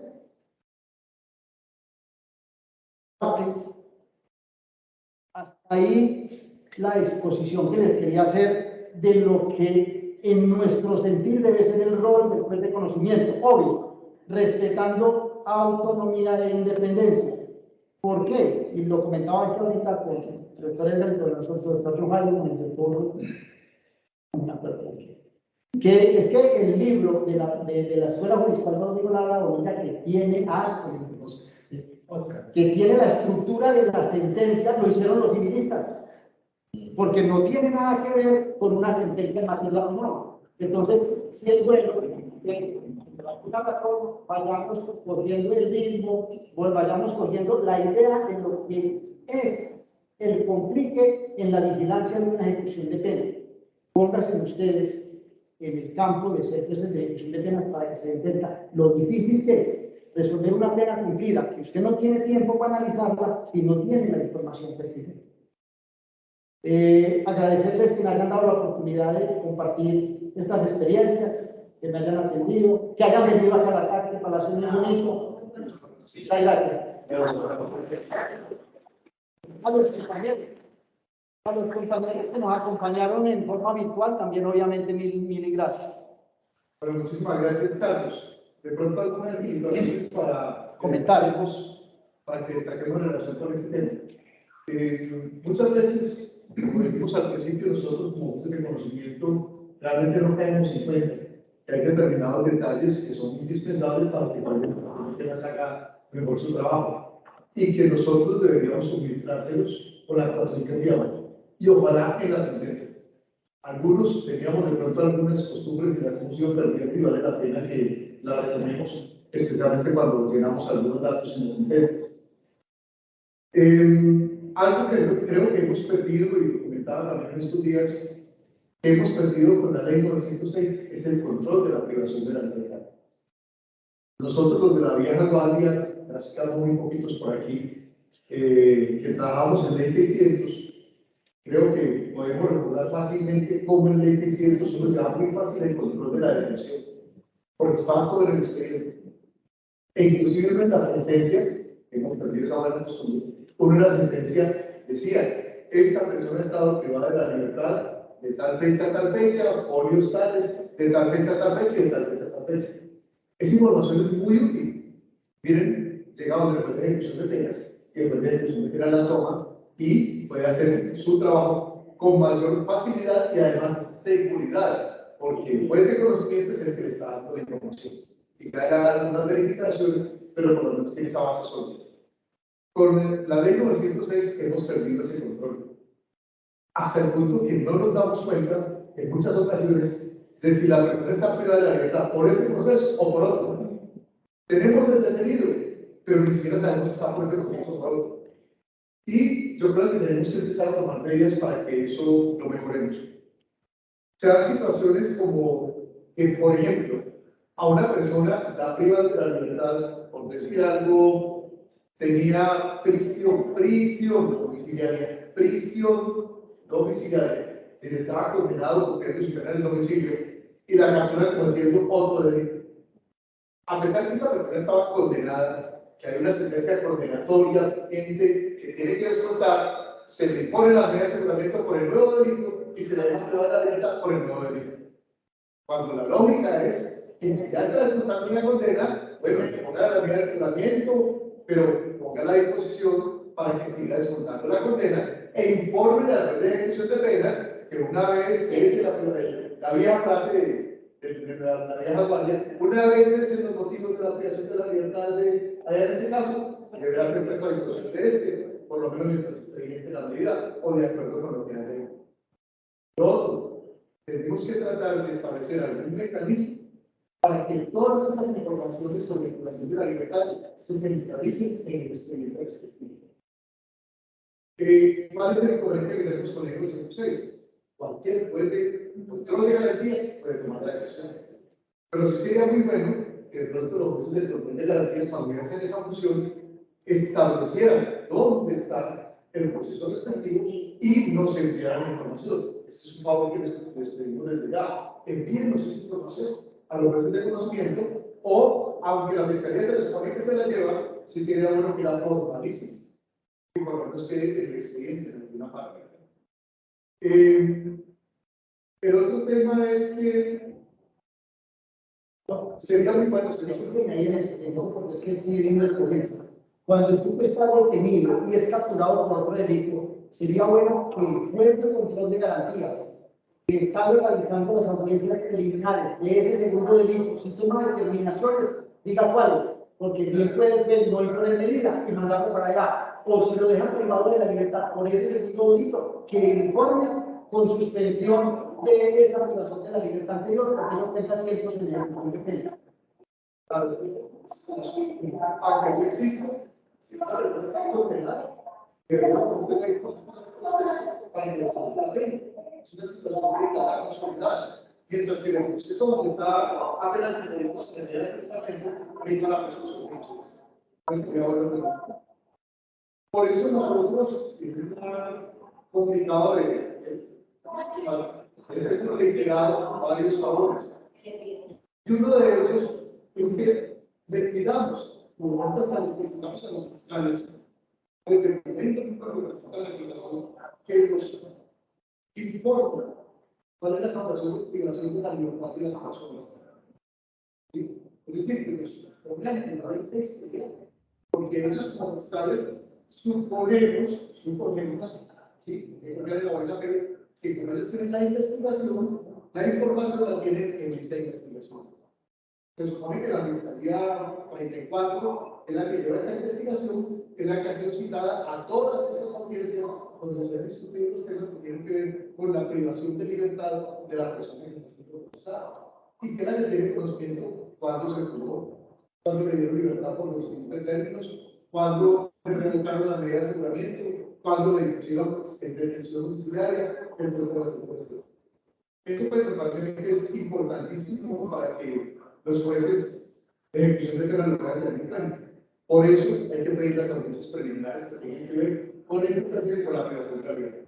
¿Qué se contamina? La Universidad de Institutos de Terapia que contamina. Pero no tienen las audiencias. ¿Y qué aparte? ¿Sí? Que vamos allá a conocer todo el pero no lo debe conocer antes de hacerlo. No, precisamente el tema es que lo que queremos es que se contamine con el tema probatorio. Y puede que al juicio no le lleven las pruebas que le van a ver. La idea es esa, que pues tenga a la gente despejadita, que no tenga ningún perjuicio. Por eso ni siquiera los elementos materiales para poder sobrevivir. Es simplemente cuál es la solución. Mire las audiencias. Si usted no las puede ver, de alguien que mueve los datos de ahí. Y no son las actas, como también nos hace explicar los supremos. No son las actas. Las actas no nos dicen en últimas todos los detalles que se tuvieron en cuenta en la audiencia respectiva. Y es más, lamentablemente, muchas ocasiones nosotros no somos cuidadosos con los detalles de las actas. A pesar de las firmamos. Hemos encontrado actas que tienen información que no corresponde con lo que se decidió o con lo que se realizó en la audiencia respectiva. O con ese proceso. Entonces, por eso, se deben enviar las también. Sí, obvio, si la sentencia alcanzamos a escribirla, entiendo la sentencia también. No el borrador, por favor, este es otro tema. No el borrador de la sentencia que llevamos como de lo que es la audiencia y bueno. Porque ese borrador a veces lo cambiamos. Le cambiamos sobre la base de un detalle que no quedó bueno, sino la sentencia. Y tener en cuenta en la sentencia, ojalá pudiéramos hacer otra vez, como lo hacíamos antes, dejar clara la información de privación de la libertad, lo que dice Carlos Alberto, muy clara cuál es la calificación jurídica final que se le está dando a la conducta, muy clara también cuál es la determinación de la pena, el proceso de individualización de la pena, porque hemos detectado algunos casos en que inclusive ya estamos dejando de hacer el proceso de individualización de la pena. Estamos volviendo a como hacíamos de la vieja guardia de la comunidad, ¿sí? Como hacíamos de la vieja guardia que vendió el 80, del 80, ¿sí? Que tasamos la pena con criterios muy distintos a los que hoy se actualizan. Estamos viendo a los temas. Está bien que no hagamos sentencias kilométricas, eso está muy bien. Decisiones kilométricas, estamos de acuerdo. Tenemos que tratar de ser más sintéticos, pero no nos vamos al otro extremo. Si nosotros no somos capaces de tasar la pena, como dice el código, entonces estamos también perjudicando la labor de los jueces de ejecución de penas. Entonces volvámoslo a hacer. Otro tema, aprovecho y hablo de eso también, las famosísimas radicaciones internas. Las radicaciones internas han causado las confusiones que ustedes quieran. Estamos de acuerdo, organización interna del despacho, muy bueno, cada despacho ya la organización interna, su orden. Pero nos dio por poner como radicaciones internas las radicaciones oficiales. Entonces un proceso tiene dos radicaciones oficiales. El número único de denuncia criminal, o la radicación única debe ser, y una radicación que corresponde con el código del juzgado, la ciudad del juzgado, es decir, una radicación paralela. Si queremos hacer una radicación interna, pongamos entonces por año y por consecutivo, como sería el proceso. Por decir algo, 2022-0320, el expediente, pero no empecemos 66, 130, no. Porque entonces estamos haciendo dos radicaciones paralelas. Nos contaban los compañeros de ejecución de penas de casos como estos.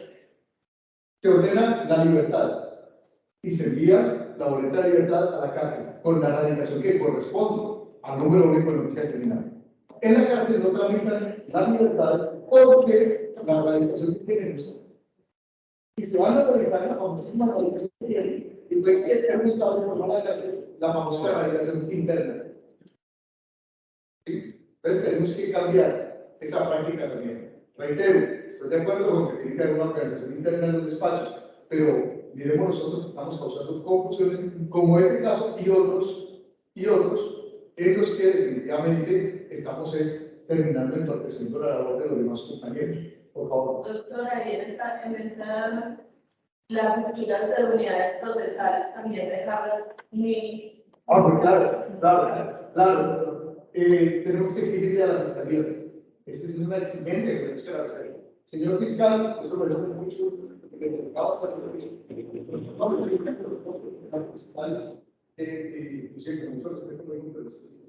A veces uno era el histórico, cosa tan impresionante. Y resulta que quedamos en saber cuáles son las radicaciones que se le asignan a cada cultura y cuáles. Vamos a tener que decirle al fiscal, le diga, señor fiscal, que varios compañeros lo hacen. Lo hemos visto en la mujer. Señor fiscal, que de una vez me aclara, ¿qué radicación va a tener este proceso que vamos a seguir aquí? ¿Y qué radicación va a tener la actuación que de aquí se desprende? El proceso contra el Jairo Cardona va a tener la radicación número, ¿sí? El proceso contra Juan Carlos Socha va a tener la radicación número, que continuamos por allá, ¿sí? Entonces, yo pienso que eso es bueno también. La atribución práctica de las circunstancias. Somos muy amigos, muy curiosos, que muchos entran a estudiar Derecho porque no les gusta la aritmética, y después nos volvemos felices con los números. Entonces, para nosotros es más importante decir, según el artículo 381, como se reúnen los requisitos del artículo 196, y teniendo en cuenta las características del artículo 129, se imponen las medidas solamente del 357. Entonces, también, ¿por qué? Aquí no tratamos de tratar la verdad. ¿Sí? La acusación formuló por los artículos 244 raya 1 en concurso homogéneo sucesivo subterráneo, no sé qué, no sé cuántos concursos de los secretos ahora, con el artículo 227, en concurso homogéneo sucesivo, no sé qué, simultáneo, no sé qué, con el artículo 125, Roy 3. Eso quiere decir, y no queda más fácil decir, a la persona se le acusó por 3 homicidios, un porte ilegal de armas y un concierto para delinquir, agravado por ser la cabecilla de esa banda criminal, y vamos a ver los méritos. No queda mucho más fácil así, no es más comprensible. Pero nos dedicamos, nos pusieron el ejemplo, a hablar con números y números y números, y se nos olvida lo más importante, atribuir prácticamente, por ejemplo, una circunstancia. ¿Cuál circunstancia fue? Además, con las historias que decía Carlos, que el artículo 240 del Código Penal, que estas ocurren con excesos de puntuales, parece numeral. Si los numerales son del inciso primero, del segundo, del tercero, etcétera, etcétera, porque hay una falta de técnica impresionante con ese artículo. El otro tema, pues yo quiero que lo conversemos de una vez, tiene que ver con una decisión para comunicarla de una vez, Juan Carlos, lo del expediente de ejecución de penas, que nosotros complementamos la información. El día reciente se en un comité que tuvimos con administración judicial de los con el tribunal y con la colaboración muy importante de los compañeros de ejecución de penas, de los juzgados y de la Secretaría del Centro de Servicios Administrativos de los juzgados de ejecución de penas, se tomó la decisión de dar la instrucción a todos los jueces que puedan tener conocimiento sobre cuáles son los documentos que se deben enviar a ejecución de penas. Estos completos, pero no más. Al juez de ejecución de penas no le interesa la entrevista que se le hizo al testigo por allá cuando estaban empezando. No le interesa la inspección al cadáver. Al juez de ejecución de penas no le interesa el memorial que envió el abogado en determinado día pidiendo suspensión de la audiencia. ¿Qué es lo que debe tener el juez de ejecución de penas? Vamos a socializarlo oficialmente en estos días. La sentencia y la constancia del ejecutor. La sentencia, estamos hablando en general, la de primera, la de segunda, la de casación, sí, y hasta la tutela del cuerpo civil. Ya ven que hasta vale la pena informarlo porque puede poner otra tutela y ya podemos decir informar si la sentencia fue enviar la sentencia. Las sentencias ya sabemos que generalmente están en un registro de audio o de audio-video. Reitero, si la tenemos escrita, mandémosla, pero siempre cuando sea la oficial, por favor, no el borrador que llevamos a la audiencia y que de pronto le hacemos cambios en el camino. Sí. Revisar que las grabaciones nos queden audibles, que por lo menos se puedan escuchar para que las podamos comprender, que puedan abrir los archivos. Incidente de reparación integral o constancia de no trámite del incidente. Generalmente le damos a la de ejecución de pena la sentencia cuando ya está ejecutoriada y sabemos que el incidente de reparación puede ser después. Es muy bueno que tengamos esa precisión con el juez de ejecución de pena de que después de haber enviado la sentencia esperamos el tiempo en que se pudo haber interpuesto o iniciado el incidente de reparación y si no se inició informalmente. Si no fue de ejecución de pena, le informamos en este proceso. Pasó el tiempo y no se inició el incidente de reparación integral. Y en caso de haberse tramitado la sentencia, no el acta, la sentencia del incidente de reparación, porque sabemos, ya Carlos nos lo ha hecho ver, que tiene que ver con los perjuicios, con la reparación de perjuicios. Plena identidad de los condenados. Enviar la cartilla de cantidad y el dictamen de corresponde. Todos partimos de la base de la cartilla de derecho, pero siempre es bueno que eso se aporte también con las actuaciones del proceso, que lo tengan claro. Historial de la privación de libertad en control de garantías y en conocimiento. Copia y acta del audio de las audiencias en la que se decidió la imposición de medidas de aseguramiento y libertad. Y si se llegara a presentar fuga, debe acreditarse el documento que indique con claridad la fecha hasta la cual se presentó la privación de la libertad. Por ejemplo, las prisiones domiciliarias a veces es difícil determinar hasta cuándo, pero sí pueden tener ese informe del INPEC sobre hasta cuándo tuvieron conocimiento de la privación de la libertad. Si se produce libertad, se debe acreditar copia de la audiencia y o de la grabación de la misma. Si se considera un sustituto subrogado, se debe acreditar el acta de compromiso respectiva o indicar por qué razón no se suscribió. El acta de compromiso, pues porque en el acta de compromiso están las obligaciones a las que se comprometió esa persona a cumplir. Y entonces va a servir para que el juez de ejecución de pena diga, ¿cumplió con esta o no cumplió con esta? Que no vaya a pensar que se le impuso tal obligación y resulta que esa no, en ningún momento se le cometió la razón. Si se ordena la captura, informar si se emitió la orden. Porque a veces nos pasa eso también. se ordena la captura, pero no contamos que emitimos órdenes. Y de pronto nos quedan 2 órdenes de captura por las mismas razones. El juez de conocimiento, una vez recibe el escrito de acusación, debe verificar que se agreguen al expediente todas aquellas actuaciones que hayan resuelto situaciones relativas a la privación de la libertad del acusado. Ese historial debe estar compuesto por aquellas actuaciones que se hayan adelantado tanto en la fase de control de garantías como de conocimiento. Y toda la decisión de la privación de la libertad debe centralizarse en el expediente, en sede de conocimiento, con el fin de tener toda la trazabilidad de manera unificada. Las actas de compromiso, ya dijimos también, que deben ser completas, que deben incluir con detalle las obligaciones, de acuerdo con el sustituto subrogado, identificando plenamente el domicilio del condenado. Yo creo que aquí la vamos a tener que pedir un favor a las cárceles muy insistentes. Lo hablo por un caso que yo tuve en la que enviamos el acta de compromiso para que la cárcel lo estudiara y en vez de dirección del condenado, pues un permiso. Estamos a saber dónde ese personaje y el personaje de buena obra, ¿sí? Decirle a la cárcel que tiene que poner una dirección en alguna parte, así no se vaya para allá por donde estuviera. Órdenes de captura y cancelaciones de órdenes de captura. Enviarlas, por favor, las constancias o los documentos para que el juez de ejecución de penas tenga ese conocimiento. Obviamente, la ficha técnica, debidamente diligenciada en el formato establecido por la entidad, utilizando el Código Único de Erradicación Universal sin numerales internos. A propósito de las fichas técnicas, la ficha técnica viene elaborada, da muchísima información, viene elaborada y actualizada, sí, viene elaborada.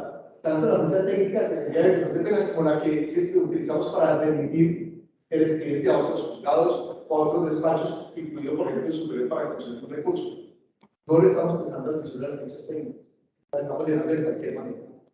Eso nos está pasando, pues, a muchos nos está pasando. De pronto vamos a tener que poner más atención en cómo se están llenando las fichas técnicas. Claro, lo puede decir la jueza, no podemos estar todo el tiempo pendientes si se llenó o no llenó la ficha, cómo la llenaron, pues porque para eso precisamente hay un equipo de trabajo en el que hay división de funciones y otras cosas. Pero sí podemos hacer controles aleatorios. De vez en cuando hay que pedir la ficha técnica para eso. Yo tuve un jefe que, recuerdo cuando enviamos el expediente en distancia, también en aquellos tiempos son muy nostálgicos. En aquellos tiempos que cosíamos los expedientes, se quedaban hasta el fondo de bonito, ¿cierto? Sí, aprendíamos a coser y todo, los enviábamos. Yo tenía un jefe que de vez en cuando nos decía, ¿qué van a mandar al tribunal? Los demás jueces les expedientes. ¿Cómo lo van a mandar? Hacía que ocurre salir y nos devolvían. Cuando pero algo salían las hojitas, cosas no encontré huecos y no con dos, todo ese tipo de cosas que se usaban allá cuando trabajamos con las normas del Antiguo Testamento.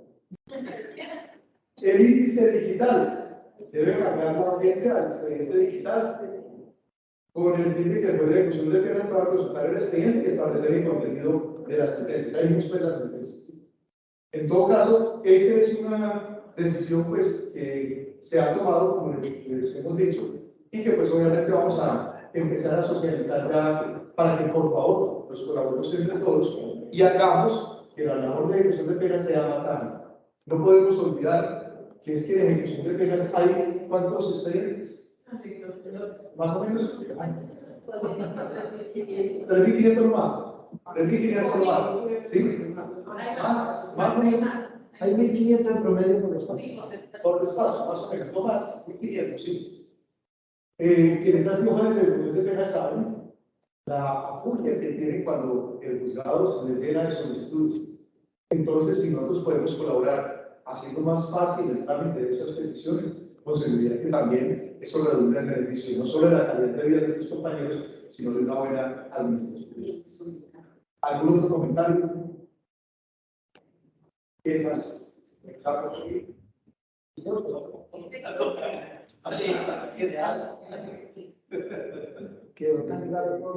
Parece, sí, parece.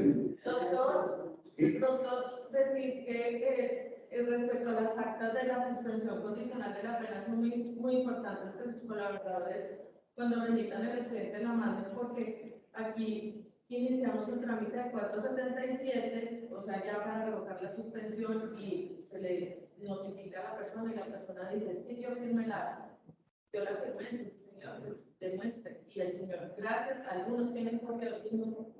La pedimos al despacho de conocimiento y efectivamente puede haber despacho. Ya ha pasado, pues, que se le ha revocado y después la persona capturada. Sí, volvemos a los números. El PAS 77 que tú dices, es ese que dice que si la persona no comparece de manera acta, se le revoca. Entonces, miren lo importante que es enviar el acta para la ejecución de las penas. Algunos documentales, bueno, pero muy diferente a lo que veníamos hablando.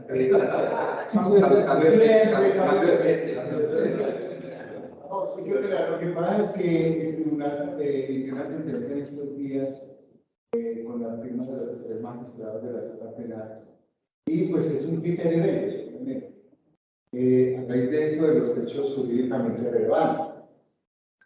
Y pues yo he sido víctima, pues entre comillas, pues, pero lo digo con cariño, no estoy de la criticar a ni mucho menos, porque cuando pidieron los expedientes para evaluarlos, fue una calificación de este y dice que porque yo de la unidad en una etapa que no corresponde. Me quedé quieto y pasó. Eso fue una etapa, una fue una concentrada y otra una preparatoria. Porque al mirar ahí no estaban los hechos jurídicamente verbales.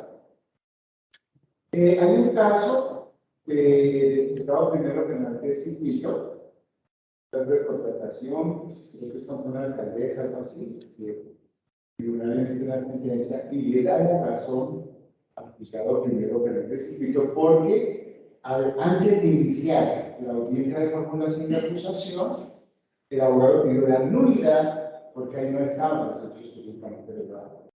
El juez, el doctor Moncayo, creo que se está titular, bueno, no importa quién esté después ahí, no decretó la nulidad y se fue al tribunal.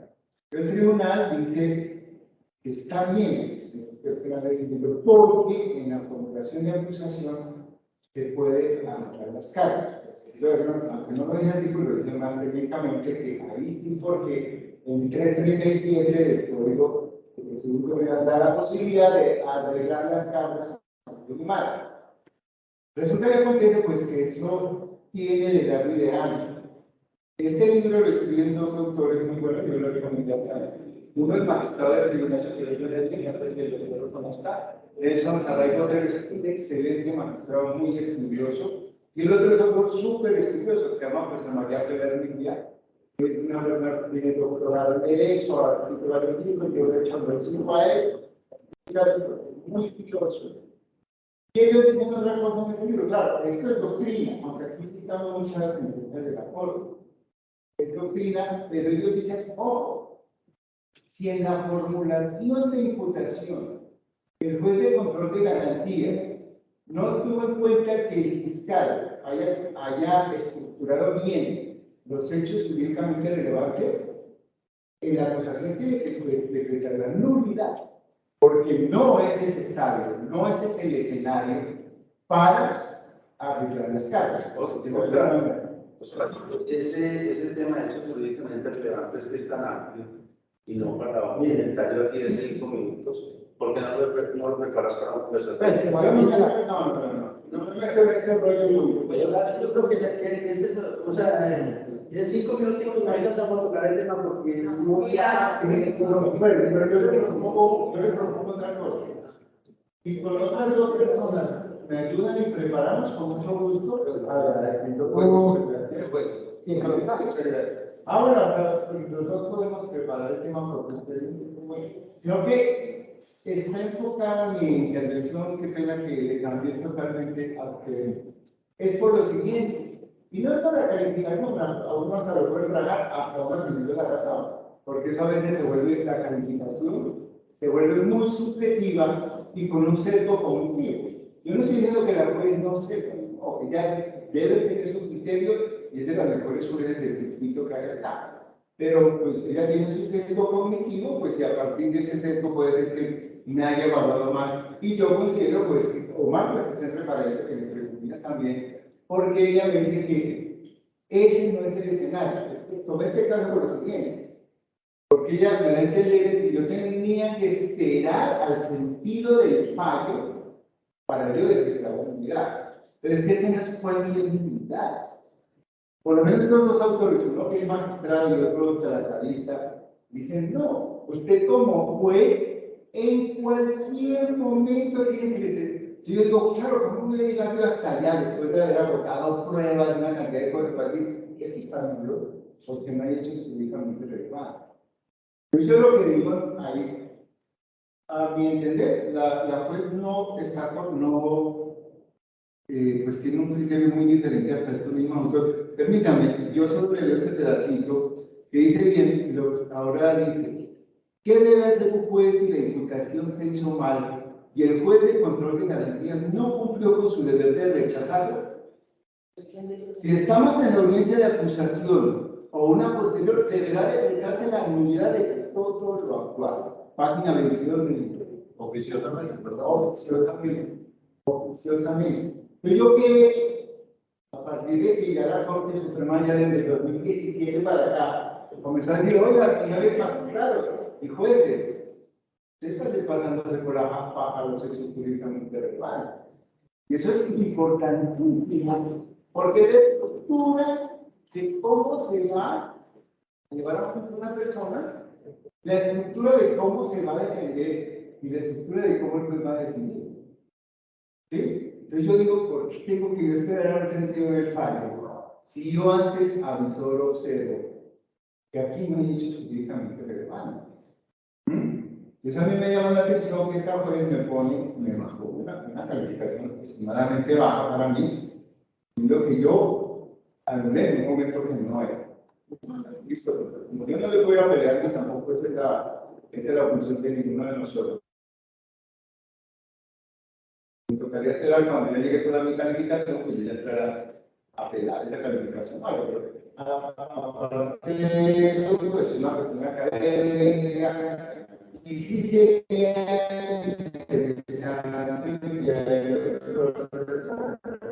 conmigo para la próxima, entonces vamos a analizar. Luego, por eso comuniquemos intereses. Porque esta sentencia del tribunal, pues también me deja preocupado. Porque esta sentencia del tribunal me dice, no, en la acusación se va a regularizar. No es que diga, perdón, de la ley, no es que, bueno, no sé usted, no es que diga que se pueden arreglar las cargas allá. Digamos que lo que dice es que para los delitos de administración pública que fueron imputados, sí estaban delimitados los hechos públicamente relevantes y que las dudas que podían surgir por parte de la defensa podían ser objeto de la audiencia de acusación a través de adiciones, aclaraciones, complementaciones. Así fue lo que yo interpreté la lectura de la sentencia como de marzo. Pues, pero hay, discúlpeme un segundo, yo quiero hacer un comentario de eso. Lo primero, yo creo que sí es muy bueno que miremos si las circunstancias de unas decisiones con lo que habla en otras o con lo que se comenta en relación con otras situaciones son o no son las mismas, ¿sí? Porque puede haber diferencias que son aparentemente muy sutiles, pero que marcan de todas maneras que son supuestos de hecho diferentes. ¿Sí? Eso es lo primero. Lo segundo, pues yo pienso que unificar criterios es muy difícil, sobre todo por lo que está diciendo Carlos, lo digo también, la autonomía y la independencia de los jueces, especialmente el hecho de que, inclusive, recuerden que la ley estatutaria prohíbe a los superiores decirle a los jueces, a los demás jueces, a los demás reglas del trabajo, como tienen que decir, salvo en el respectivo proceso. ¿Sí? Porque la idea no es esa, no es que todos tenemos que pensar lo mismo, sino que todos pensemos diferente de manera racional, razonadamente, dentro del ordenamiento jurídico con las herramientas que el ordenamiento jurídico nos da, porque precisamente si pensamos todos distintos, se dinamiza el derecho. ¿Y cómo funciona esto? Que lo vivimos desde siempre. Posiblemente en este momento hay un criterio sobre algo, pero precisamente a medida que se van tomando ciertas decisiones que van subiendo a los superiores y van llegando inclusive para la corte, se van cambiando los criterios. ¿Cómo funciona el derecho? Esa es la evolución misma del derecho. Entonces eso es bueno. Luego, ya voy a dar otras palabras a ver qué hacer la prestación. Luego, recuerdo una anécdota de un jefe, ex jefe que yo tuve, que luego, cuando yo fui juez, el agente del Ministerio Público ante mi despacho. Recuerdo que un día llegó a pedir una nulidad en un proceso, en una audiencia estábamos. Y don la nulidad, el fiscal se opuso, resolvimos el cuento, se resolvió. Cuando salió él, era el procurador, salió el fiscal detrás de él. Dijo, doctor, pero es que lo que usted está diciendo es muy discutible. Y le contestó, pues claro, porque es discutible que estamos aquí. Todo lo que nosotros hacemos aquí es discutible. Todo es discutible. Nadie tiene la palabra de Dios. Le digo, si esto no fuera discutible, usted y yo sobramos aquí, doctor. Precisamente porque es discutible, es que estamos aquí. ¿Sí? Entonces, pues, obviamente todo es para analizar, para discutir, pero sí es muy bueno que siempre tengamos en cuenta que en las decisiones judiciales, cuál es el supuesto derecho, para ver si se acostumbra al caso de la Corte Suprema se ha lavado las manos de garantías, porque usted tiene razón, la Diputación tiene que ser claros las circunstancias de tiempo, modo y lugar. Pero hasta dónde el juez de control de garantías, que yo digo porque tuve la experiencia, tiene esa facultad de decirle a la fiscal, yo le rechazo la impugnación. Y hasta cuando yo le dije a la fiscal, por ejemplo, en un delito sexual. Entonces, los hechos ocurrieron entre el 2019 y el 2020.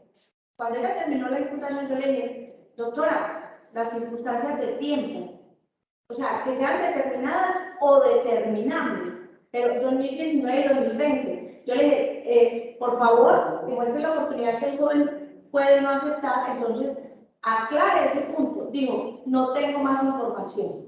Entonces, la pregunta es, yo como juez de garantía le digo, yo no le acepto esa imputación, o yo le rechazo esa imputación, porque las circunstancias de tiempo no están claras. Yo tengo esa potestad, y si nunca las aclara, eso es el juez de conocimiento que tiene que determinar si dentro del proceso están probadas las circunstancias de tiempo, modo y lugar en que ocurrieron los hechos, y si no, pues dictará un fallo absolutorio. ¿Sí? Porque no se probaron esas tres circunstancias. Pero la Corte dice que el juez de garantías tiene que tomar decisiones. ¿Será? Y entonces, si el proceso prescribe, si la imputación no se hace, entonces la culpa es de quién? La Fiscalía trae lo que tiene y, o sea, yo no tengo esa potestad de decirle, me tienen que traer unos hechos que de pronto no tienen. Entonces, el proceso no hace como, yo le digo a la fiscal. Eso se lo tumba cualquiera, porque es que no hay claridad.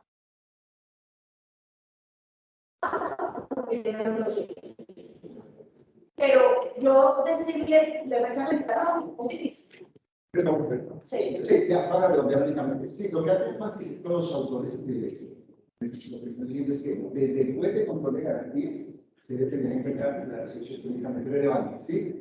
Y no como se estaba pidiendo en un principio que posteriormente no podían hablar eso de los hechos públicamente relevantes. O sea, desde la formulación de imputación, claro, que la pregunta que tiene también es muy válida. ¿Hasta qué punto, por ejemplo, Freddy, si él no ve unos hechos públicamente relevantes, puede decir, no, ya sé tú es?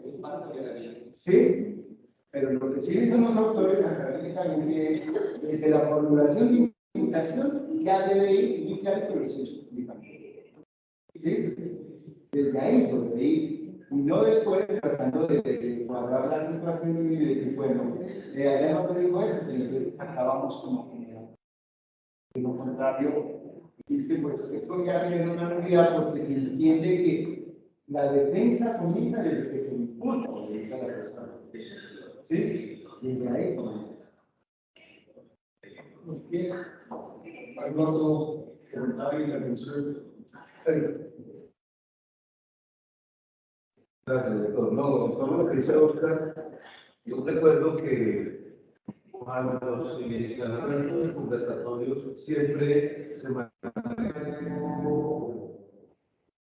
una línea que digamos adoptar. Y es que aquí se iban a tratar temas de importancia del diario acontecer y de lo que a diario titulamos nosotros, pero que no se iban a delimitar líneas de conducta y que debíamos de guiarnos por determinada situación que discutiéramos acá, que se ponía una tesis, otra tesis contraria, y que ya uno como juez miraría a ver qué, a partir del caso concreto, a ver sobre qué manera podría resolver, pero no imponer, digamos, acá, o decir que unifiquemos criterios, porque entonces no es que tal conversatorio le digo, yo voy a hacer esto así, ya es de cada juez, acuerdo a tu autonomía, mirar cómo resuelve tu caso particular.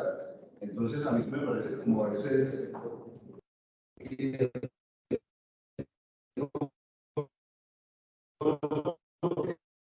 de pronto nos comprometamos en eso y entonces dice, no, tiene que comentar preguntar, decidimos, me parece como... Que le escuché en una escuché en una audiencia donde una persona dijo eso. Ajá. La sala penal del tribunal dijo en un conversatorio que tal cosa estaba de todo. Y esto fue lo que tiene la de que cuando establecimos un conversatorio, se llama tratamos los temas, pero no Y otro aspecto tiene que ser, el conversatorio tiene que ser netamente académico. No se trata de criticar la decisión de una juez que actuó como segunda instancia y que calificó bien o mal, o del tribunal que en este caso decidió aquello, porque entonces se va a ver alguien dice y el otro responde, se vuelve más un enfrentamiento. Por eso digo yo, es muy importante el tema de mucha vigencia, de mucha profundidad, pero lo tenemos que tratar desde el punto de vista académico. Por favor.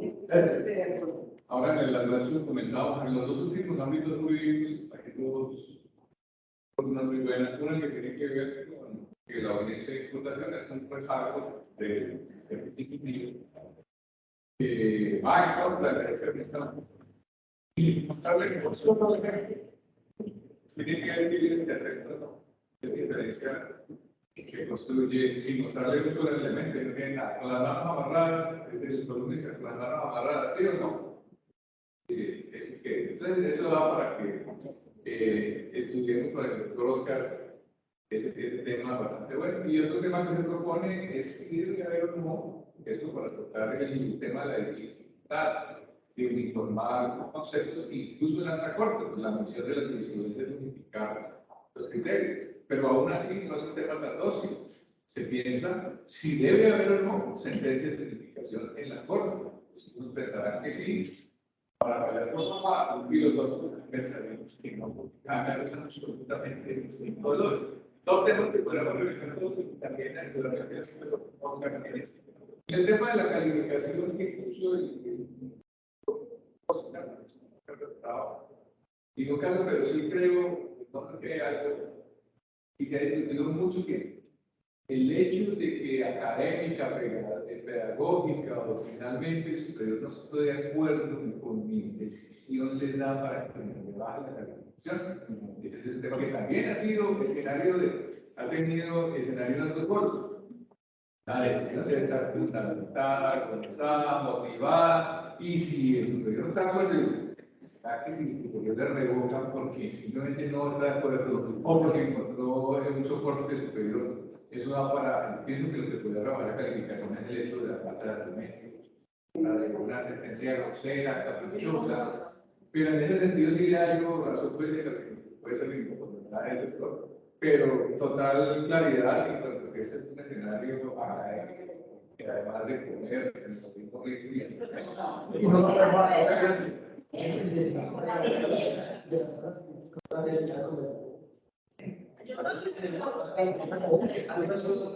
El próximo conversatorio, entonces, el tema va a ser de los hechos jurídicamente relevantes. ¿Sí?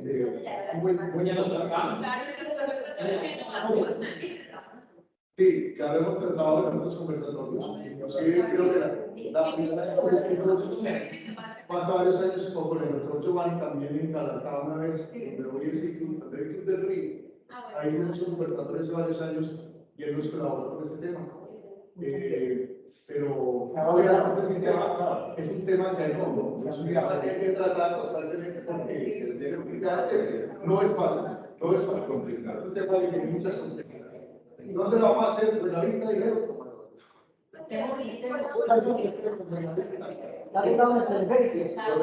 Tiene para. ¿Qué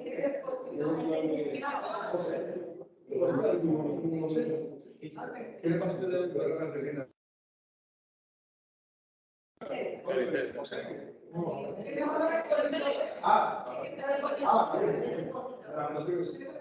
doctor es... No, ¿con quién más vas a No, pues yo dejo a organizar. Yo dejo Que se vincula intelectual y económico.